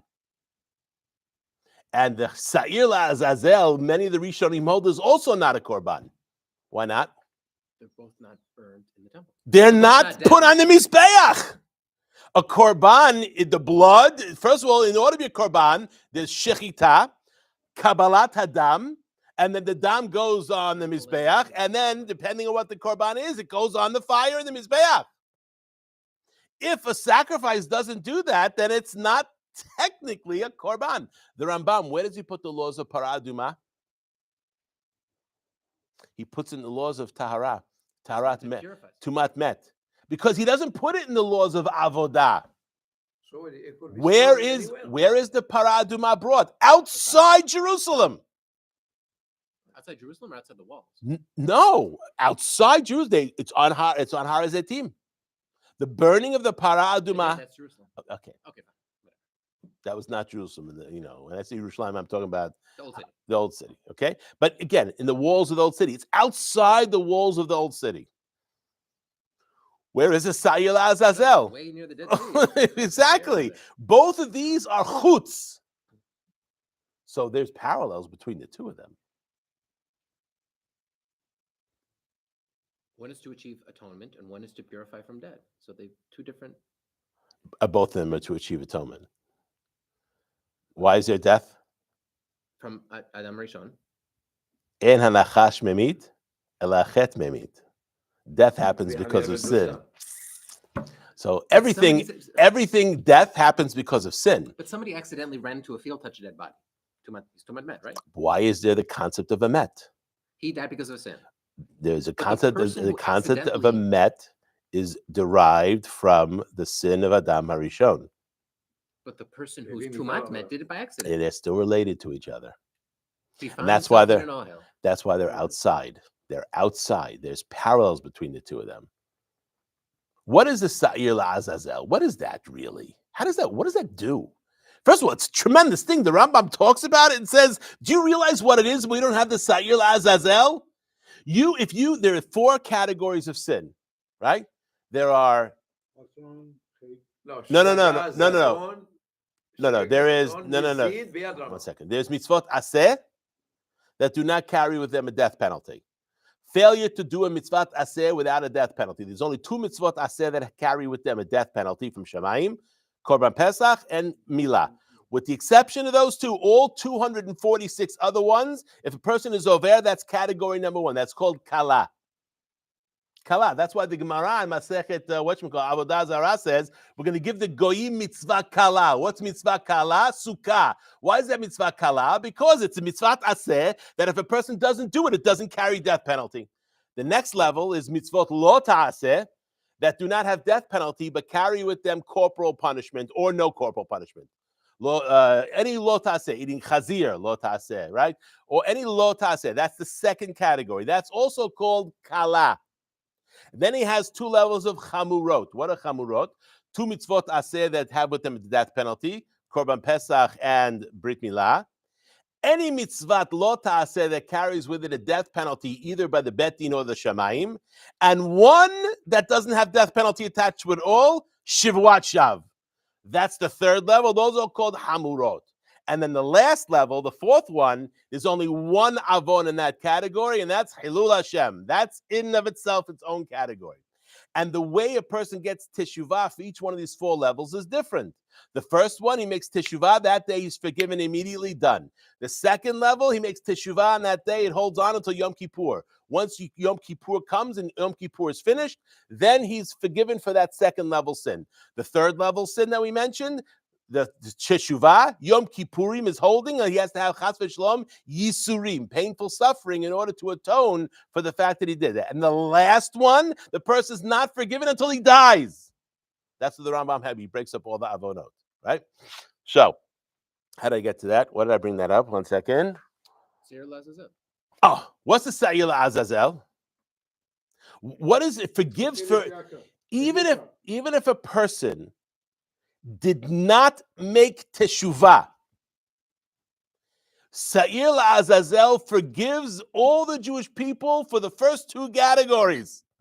Isn't Azazel is the shit that you have to give him to No, satisfy him? you think about something else. Think about 2. We don't mention their name. Ah. It's two names of angels that are Chabala. Okay. It's The suffix is always yes. It's similar to both. There's Torah about why it's called La'azazel, but right. let's leave that alone for now. We talk about Azazel, so I forget what. It's Malachei Chabala, which is really on the outside. They're chutz, okay? They're on the outside. They're not in the tree. They're outside, okay? What was I saying? So Sa'ir La'azazel forgives the Jewish people for any sins they have, even if they didn't make teshuvah, as long as they're kalot. Wow.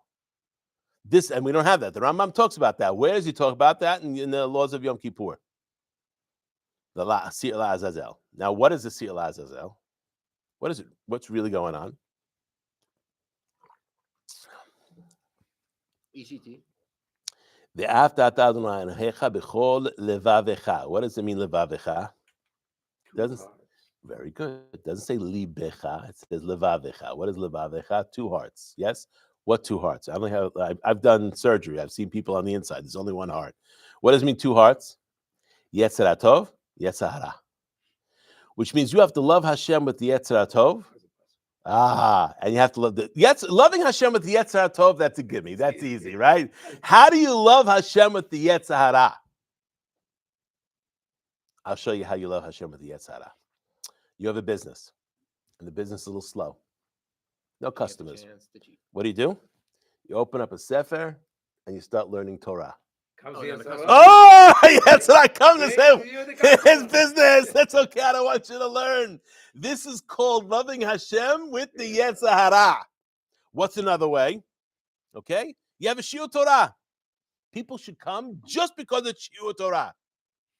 But we know that if you give some sushi or you give a little shakshuka, suddenly people come. The 9 o'clock minyan in the morning, Baruch Hashem, the first day we had minyan even without the shakshuka, and then the shakshuka came afterwards. But Baruch Hashem, now we have 20, 25 people.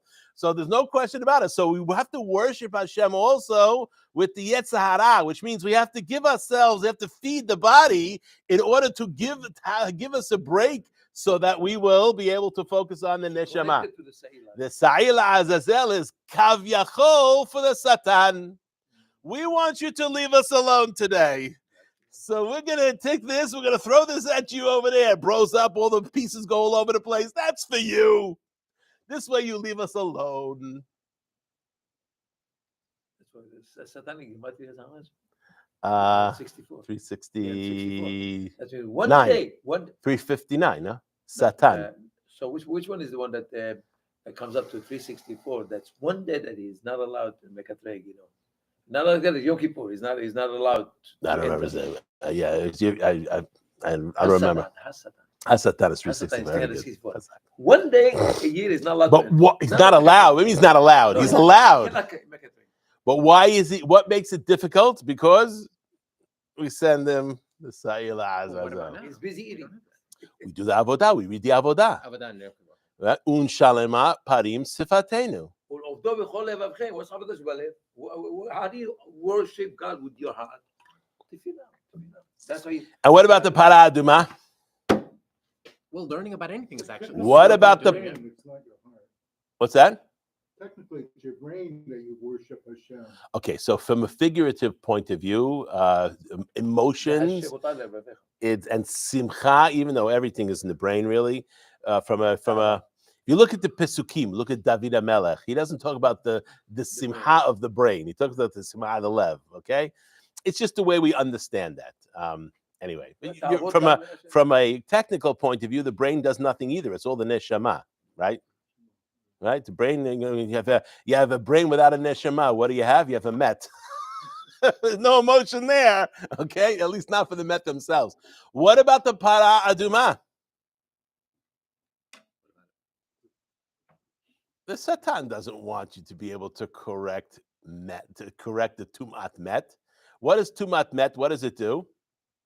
It lets you get close to Hashem again when a person has tahara. What is the concept of tumah? I discussed this yesterday. What is the concept of tumah? The remove of the kedusha. That's it. It's not. Teshuvah. It's what? Teshuvah.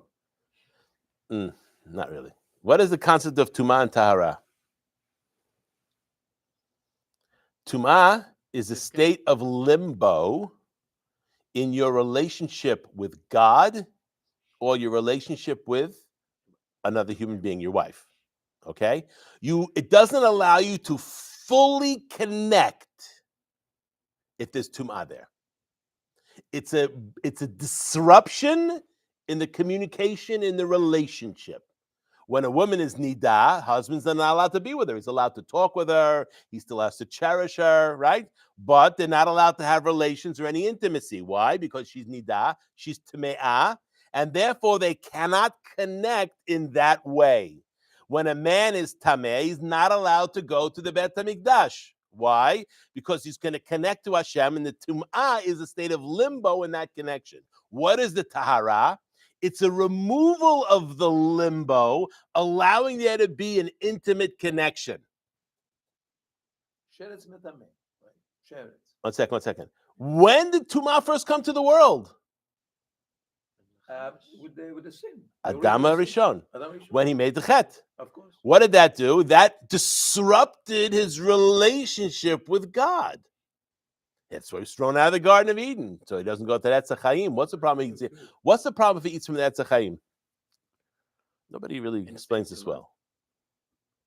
What's the problem if he eats from the Etz HaChaim? Not obeying Hashem. No, he was allowed to eat from the Etz HaChaim. Hashem said not to. No, only Etz HaDaat. Never said you can't eat from the Etz HaChaim. But after he made the sin, and now he was supposed to die, the Etz HaChaim, what it would do, it would allow him to live forever. What's the problem with that? There's no tikkun for the sin of Adam HaRishon. What is the tikkun? What is the final correction for the sin of Adam HaRishon? Decomposition in the grave. If Adam lives forever, there's no death. So what is it saying the Shem Yichud of Lulav, that's a mitaken. Say it again. And then the Shem Yichud, this big long thing that you say before you shake the lulav. Yeah. It's talking about it's, Not just any mitzvah. Any mitzvah. Okay. L'shem kudsha baruch shchinei. yeah, but this is a really long one. It talks about this is mitaken. Dam Rishon. Correct. The lulav. Yes. So, but that's not decomposition in the ground. Okay. It's mitaken the ta'avot that he had that allowed him to sin. But it doesn't really mitaken the whole Eyes, and right. touch.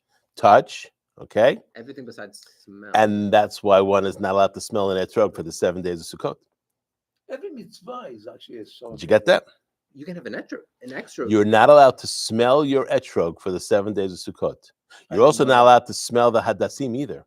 What if you have an extra one for smelling? That's different. Okay, fine. Wait a minute. What's the source of that? Why is that? Look in the Shulchan Aruch. Can't get hana from the mitzvah. The simple meaning is you can't get mitzvot lav not nitanu. No, you have to be careful in Ner Shabbat. You're not allowed to read by the Ner Shabbat, right? Unless you have someone else there. Okay, so you have to be careful. What's the ultimate purpose of Ner Shabbat? Why is it Peace there? and home, so you don't slip and fall and peace and home. Okay, good. That's simple. And what? Shalom bayit. Shalom bayit. Shalom bayit. And what's the deeper meaning?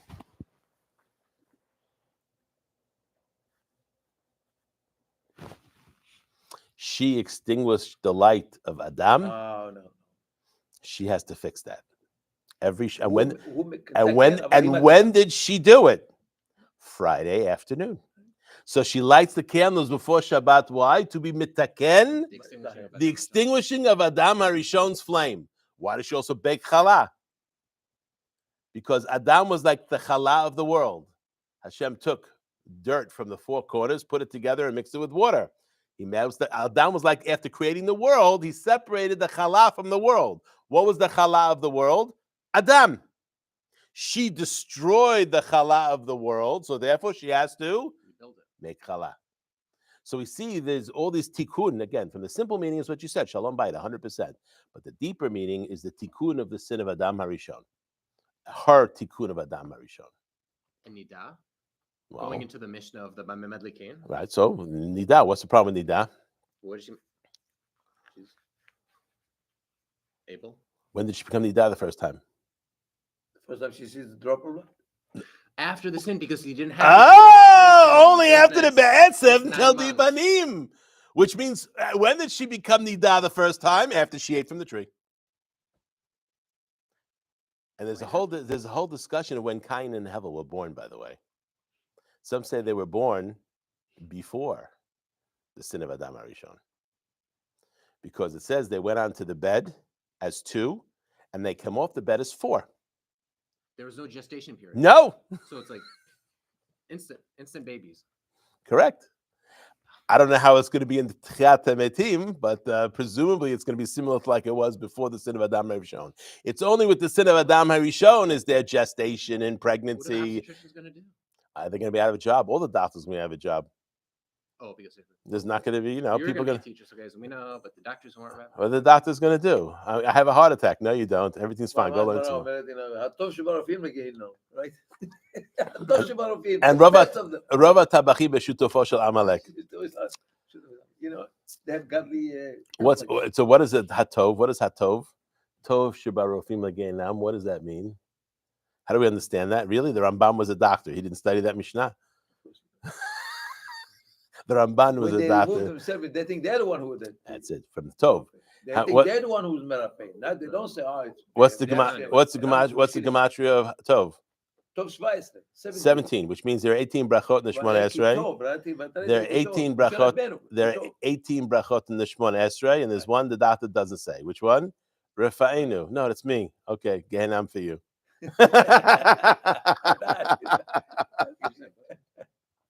The Rofim don't say that. No, you have to reckon it's all shlichut. You know what? I have a lot of friends with doctors. A lot of friends. You know what? I always say to them, Hashem yishlach refuah shlema lechol hacholim shelcha. Lechol hacholim shelcha. But so the only thing that you're always going to be. That's Faradim don't let the doctors purchase pitichat parnasa. We have a lot. We have a good points. You don't get that? Okay, so then Because what happens? How does the doctor make parnasa? Oh, but sick people. That's right. They don't want anybody sick, so they're always going to outbid a doctor. They don't want the doctor to outbid the Investments, what parnasa. about real estate? It might can come from somewhere else. Maybe it's a second job. Okay, well, yeah, they don't give it to a lot of them. Don't give it to the We're doctors. talking about the Rabbi Cordovero, which is the head of Rabbi of the Arizal, and also he mentioned the etz that the etz. You know, when he had the eulogy for his rabbi, Ramat, died, and he did the eulogy for him, the Arizal. He said, "What can you say about a person who had absolutely no sin?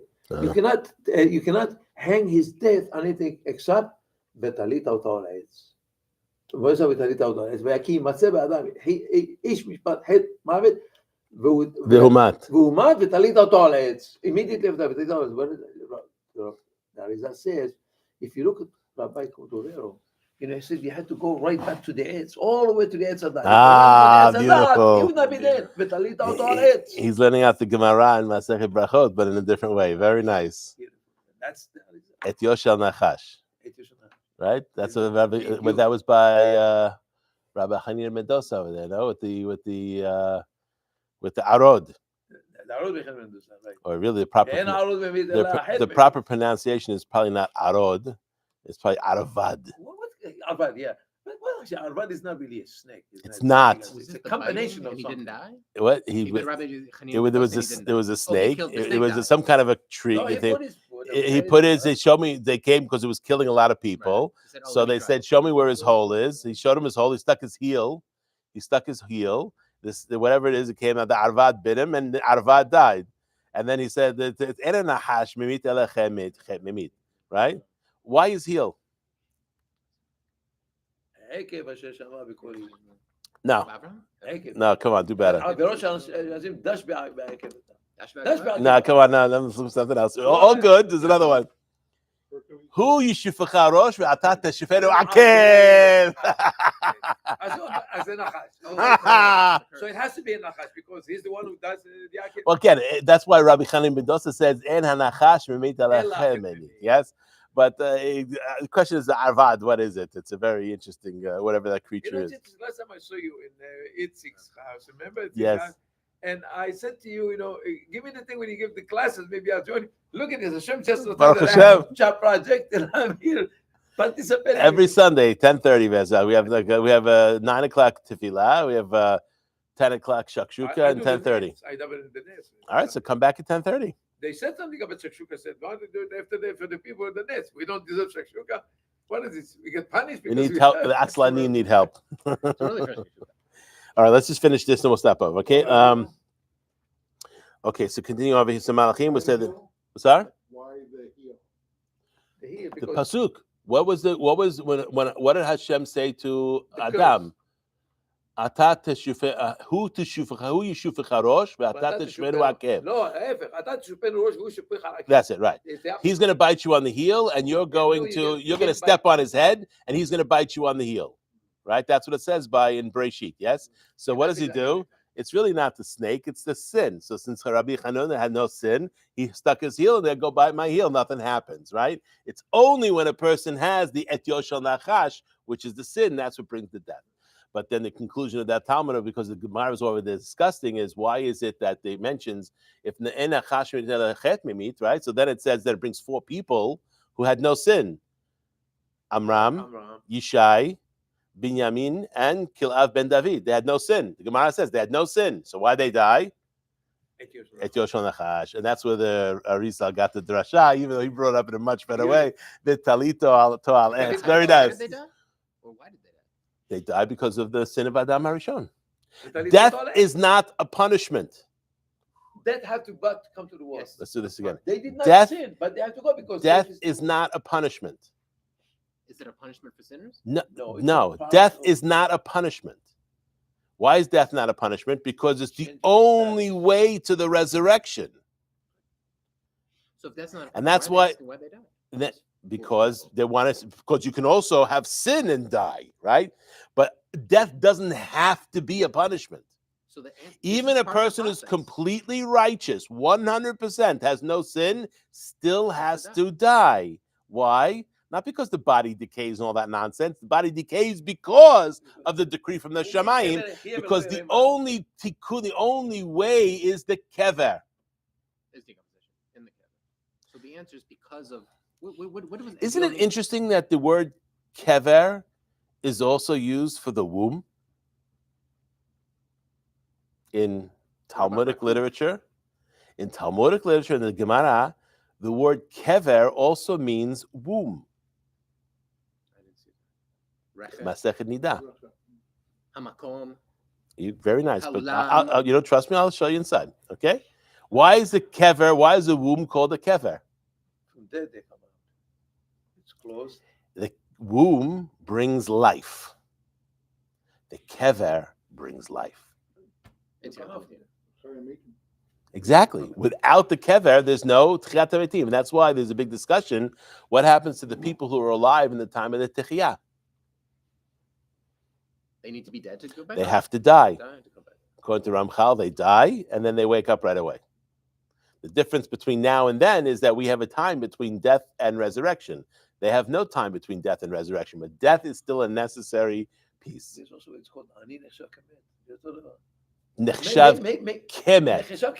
Kemet. Metzorah nechshav kemet. It's not met. So maybe they'll be completely poor and they'll be rich again. If a person becomes ani, he doesn't have to give his wife new kiddushin, does he? But there's a whole discussion if a person dies and they're resurrected, right? Yeah. What frees up the kiddushin is death, yes? Right. So if he comes back, what happens? He has to give his wife kiddushin again. If he wants to marry her. Oh. Maybe he said, I've had enough, for life. And let's be egalitarian. You might want to marry her, but she's not taking the kiddushin from you. No, I already thank you. 50 years was more than enough. Halas, let me find somebody else. Finally, I got. Oh, the death has freed me from this. That's where we have to be balanced, right? It's not good to be one-sided. And there's only men here now. Exactly. Okay, so Some of us have broken hearts. what's that? Some of us have broken hearts. Right. Love lost. Well, then there's always the reunification. Yeah. Right? So we were talking this morning. We were talking to Rabbi. We give it. I was talking to him. I said, "Was Isha begimatria is 306, right? Devash is 306. So also look like Tiru Minashezer. We have to understand what Hashem has against this Devash Meseor. What's the problem with Seor and Devash?" He said, so over there, the Targumim, they say, the commentators, they say, Isha is Yetzer Hara. How do we know that? Well, it's yes. What does Adam says? What Adam says, when he Hashem says to him, what did you do? He said, Ha'isha shenatata himadi. The Targumim said, Ha'isha, this Yetzer Hara that you instilled with him, because Ha'isha is the Vash, is Yetzer Hara. And what about Sarah? No, I'm not talking about all Isha, but let's get Ha'isha. In other words, he was not referring to the Isha. Okay, is this a Gemara? No, it's Yesodei Torah, the Rabbeinu Bachya, אני חושב, or I would look at that a little more deeply. It sounds to me that there's some piece that's not there. What when he says nekeva or isha, he may be referring to the concept of din. Dvash and seor are din. The goal, there's plenty of din in the temple. The goal of the korbanot is rahamim. And we don't want to mix din inside the rahamim. So that's a deeper understanding of what you said. That's a little bit, shall we say, more egalitarian and PC. Why is Dvash din? Okay, look it up. I check it out. I remember So seeing is that. Dan haughtiness? Well, according to the Rambam, you're not allowed to bring Dvash on it there because that's what the queen did. They sacrifices is all laced with honey. So he said, what they do, you don't do. Seor is a different story together. First of all, and the Dvash we're talking about there, It's date honey. I'm not right? sure it's date honey. Eretz It might be chalav Dvash dubim. The Beer honey? bees. Dvorim. Dvorim, Dvash duvim, right. Okay, Dvorim, right. Sorry about that, yeah. Okay, So- Okay. I think that's the Dvash. Again, we don't put Dvash anyway from Tamar, but I don't think that's, I think there it's referring specifically to Dvash of bees. And that is din. And that's why, That's the homie tameh. with all due respect, people have a custom on Rosh Hashanah to dip an apple in honey. We should not be dipping it in bees' honey. How come no one ever told me that? Bees' honey is din. We So should be get dipping it silan. in, yes, silan. dipping it in date honey. That's not din, that's rachamim. But it isn't the vash from Bringing the my kids back on. the vash They like Vash mitvora is the only thing in our religion that something tahor can come from something to Yeah, Torah. יוצא מן דבר טמא. דבר טמא. טהור. Vash זה tahor, אבל דבורה אסור, so it's a sheket. So I think it's from the connection is to Devorah. That's where it's Nevi'ah din. Dvorah? No, well, yeah, that's another one. She's an interesting character, Nevi'ah Devorah. No, She's also a judge, right? She was a Yeah. shofet, Shofetet. shofetet, and a prophetess. how does that go together with kol beisha erva and you have a shofet that he can listen to her voice all the time? Only the How co- does that- only how's the that singing, first of though? all, only the voice of singing, and according to many poskim, it's only the voice of singing non-Torah songs. Okay. And it's That I'm explains sure Devorah didn't sing in front of men. Only No, she judges was a would judge. sing their Yeah, she judgments. She had that. She wrote the music, and they sung it. Okay, let's read the last let's one. finish up. Commotion kulam, as it says. What is be'ata? That's Hashem. Be'ata mehayeh et kulam, right?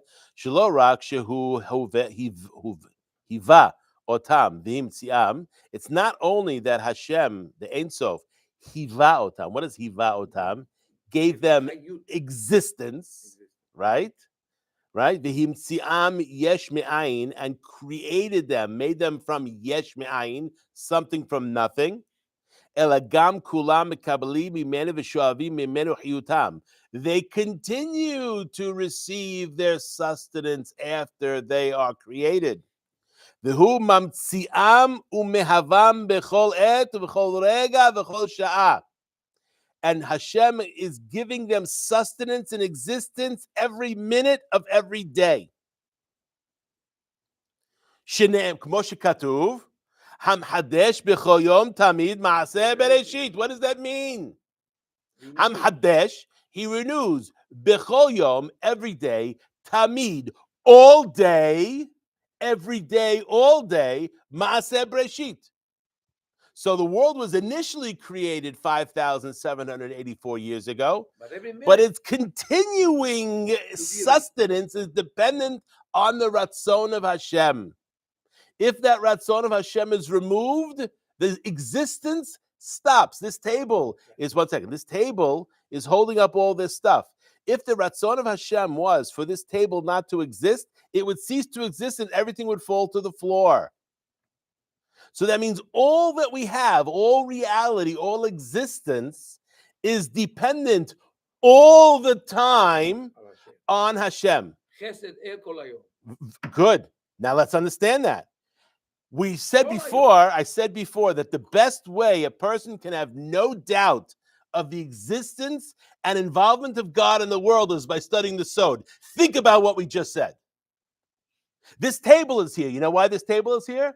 Because God has Ratzon for this table to be here. I'm here. Why am I here? Because God has Ratzon for me to be here. It's not death, it's existence. Means everything we see, everything that exists only because of the continuing Ratzon, will of Hashem. So when a person, Ratzon, you said Chesed, I didn't say Chesed, I said Ratzon. I don't care what David Melech said. Keter, the Ratzon of Hashem is what allows it to continue to exist. Okay, that Ratzon. Okay, and sometimes it's not Chesed. Sometimes something exists we prefer not to exist, like the Palestinians. Okay, that's not Chesed. Well, they do exist, at least. The Jews were the original Palestinians. I know. You're 100% right about that. Okay, but let's put the people who call themselves Palestinians today that don't belong there anyway, right? They exist today. That's not the Chesed of Hashem. That's the Din of Hashem. Yes. But the Ratzon of Hashem, and we don't know why, is for them to be there. Maybe it's because maybe that's it. Maybe we're not studying enough. Maybe we're not being proper Jews enough. That's why we have the trouble there. And it's me. It's not. I don't have to. The Jewish people in Israel have to figure out their own stuff. That's not my job to tell them. It's my job to tell me what I got to do better, right? And that's how it works for all of us. But we see from here, what does the Sod teach you? Everything that exists because the Ratzon of Hashem, minute to minute. If a person understands it, there is no doubt. Even if something happens that's bad that we don't understand, there's no doubt. No doubt, no Amalek. So we Exactly. said, so what I say, what we just said right here, is this understood by all the people who pray every single day and say it in the morning? No. Not at all. And despite the fact that Baruch Hashem, many of them are studying the Chumash, many are studying the Navi, many are studying the Mishnah and the Gemara, they don't have that understanding. They say it every day, and they don't understand what it means. Maybe some of them do. The Sod makes everything, there is no doubt. It removed the Sa'or Sheba'isa. Only the Sod. The power of the Sod to do this is unlike anything else. And that's why all the rabbis write that in the time of the Mashiach, right before the Mashiach, there's a tremendous revelation of the Sod. And I'll just tell you from my own personal life. I grew up in Brooklyn. We'll get to that. That's deep depth, right? Yeah. When I grew up in Brooklyn, and I was going to the bookstore, I'd go to Eichler's on Coney Island Avenue, or I'd go to whatever. They had Kabbalah books. They were all the way in the bottom, all the way in the stuff. You had to go find them. There was some, and they had a few here and there, maybe a Zohar of the Sulam over there. Very little, very small selection, all the way at the bottom. You had to ask the guy where it is because you couldn't find it. It was hidden. Now, you go to any one of these stores, there's a whole section. Oh, there, Kabbalah books. This didn't exist 30 years ago. A lot of fried people looking at Kabbalah. But you know what? The friar people who are looking, you know why they're looking? Because their soul, because they're still Jews, even though they're friar, right? Their soul is saying, this is what I need.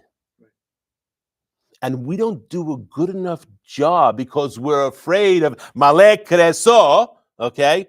We don't do a good enough job of telling them, because to be moshech someone who's not religious, you're generally not going to do it with the how, the where, the when, and the what.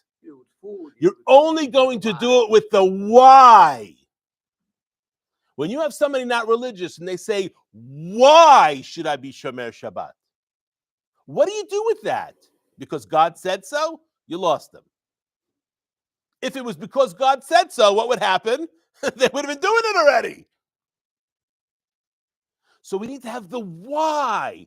That's why it's called ta'am. Why did the Rishonim spend so much time with ta'ameh ha-mitzvah?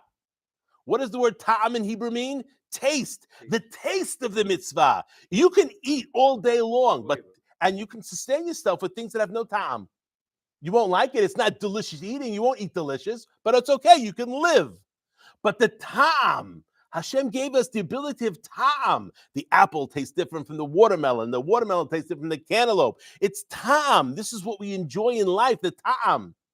Ta'amu ur'u kitov, taste. The same thing in the Torah. We have to taste the Torah. And the taste of the Torah, with all due respect, is not the nigle. The ta'am of the Torah is the sod.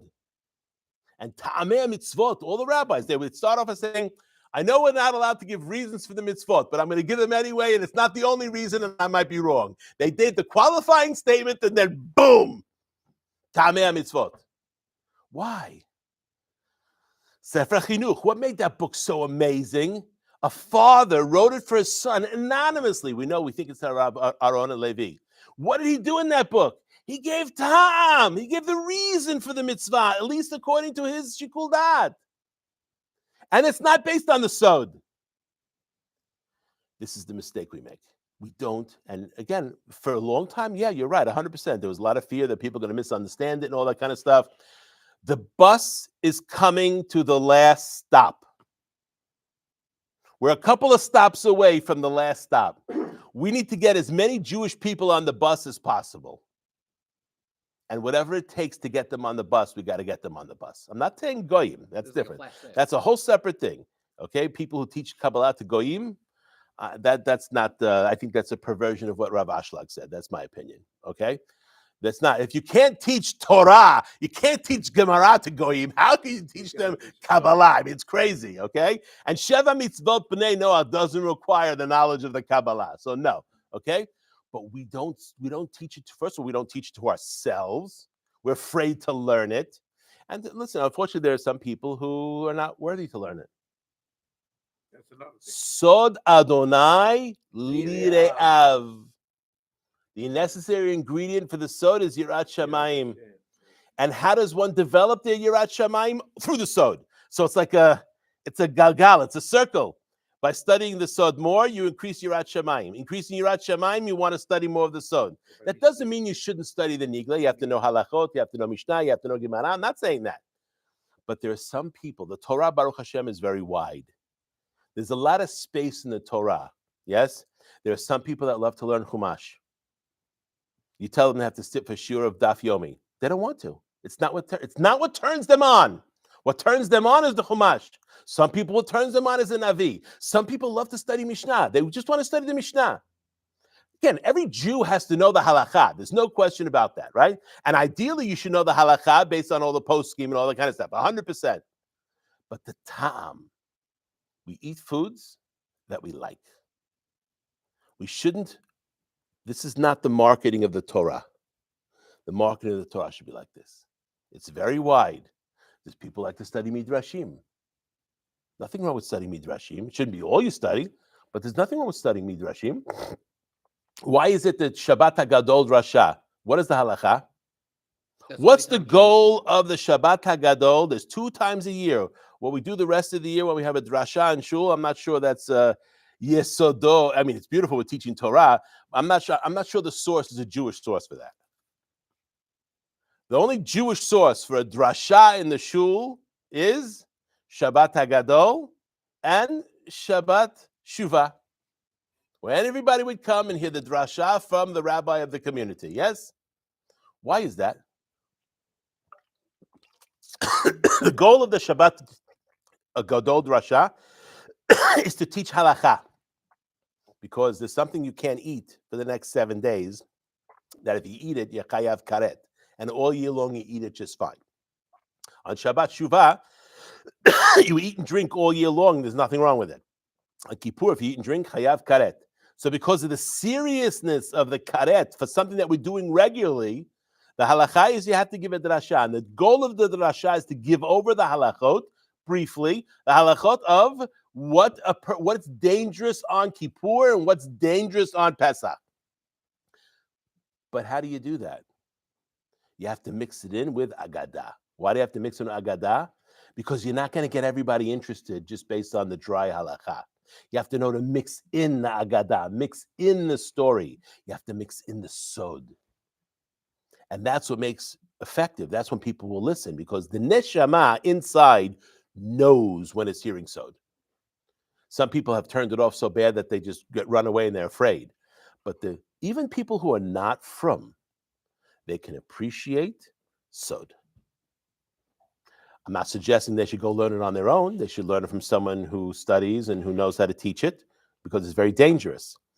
But nowadays, it's almost et la'asot la'Hashem hefero toratecha. It's at the point now, it's almost at the point now where we have to do things because we're coming to the last stop on the bus, on the train, and we got to get everybody on board, because anyone who we don't get on board before the Mashiach comes is not getting on board, and we can't afford to lose these people. They're part of our nation. And that's a lot of people in Boca. A lot of people.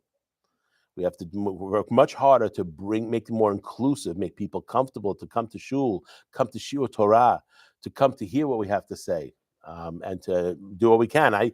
When I first gave the shiurim, I didn't make them public. I only made them private, unlisted. I would only send the link to people who would, whatever. But I said to myself, I really can't do that, because maybe their Gentiles are going to listen and say stupid things about the Palestinians. Okay, so I answer them too. But at the end of the day, people participate, and they benefit. Whatever their religious stance is, hopefully they'll get close to Hashem, or they're already close to Hashem. But this is the ta'am. This is the ta'am, and we have to be able to share that ta'am with people.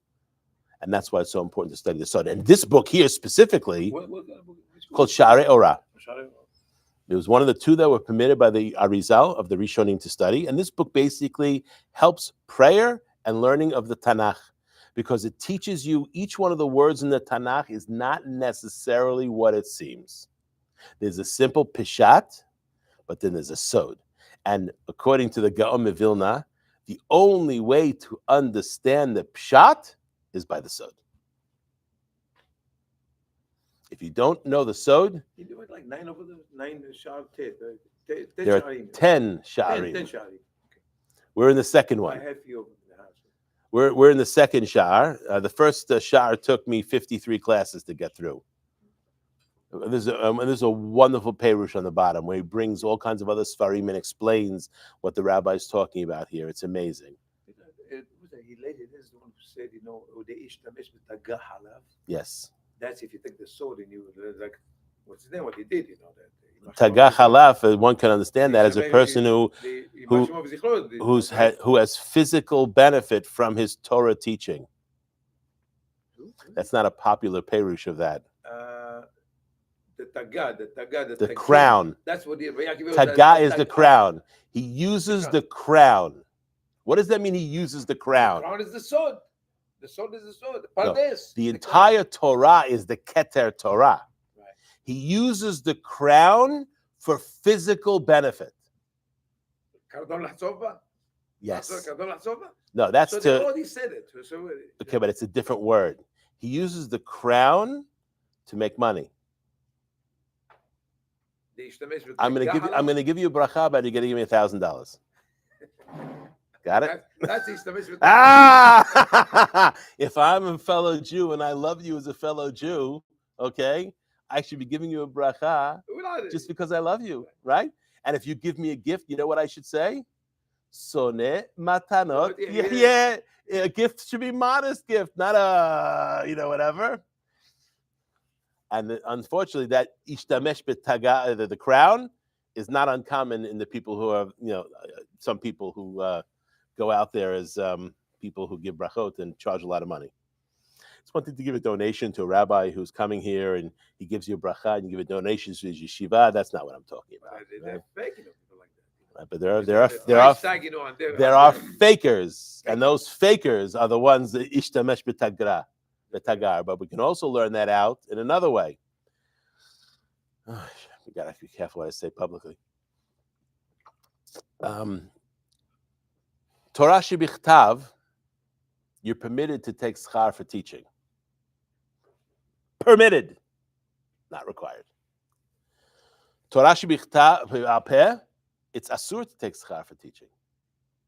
How do we learn that from? Moshe.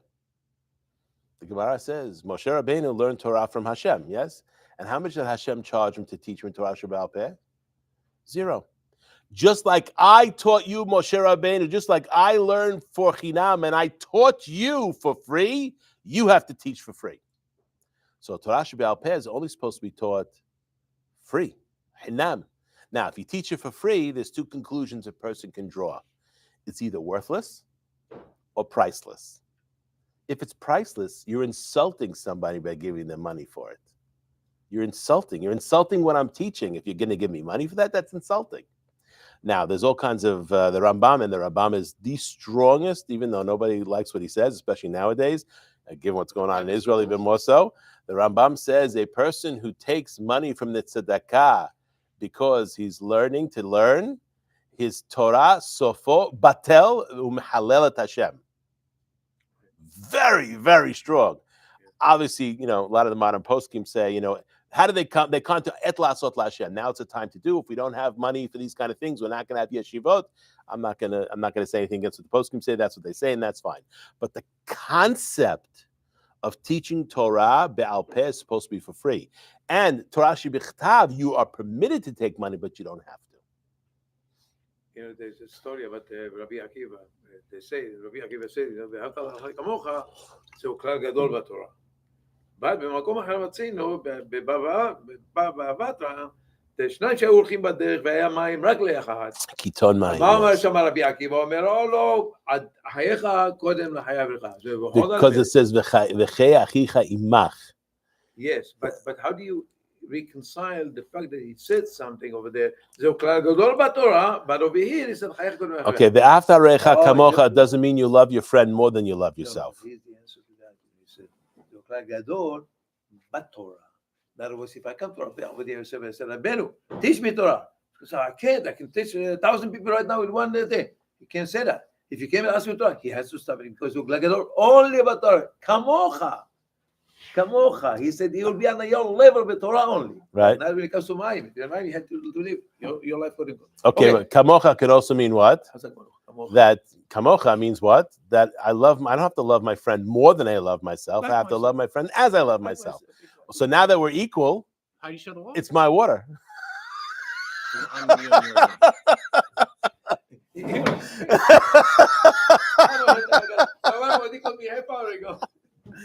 All right. Thank you very much. You got it. All right. שהוא השפע השופע להחיותם, להעמידם, להציבם מסביונם, אם חס וחלילה יהיה לדעת הסתכלות שיומיהם כרגע יספו.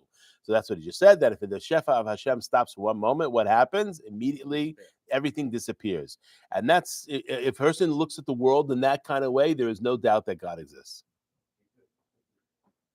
Ever. Okay.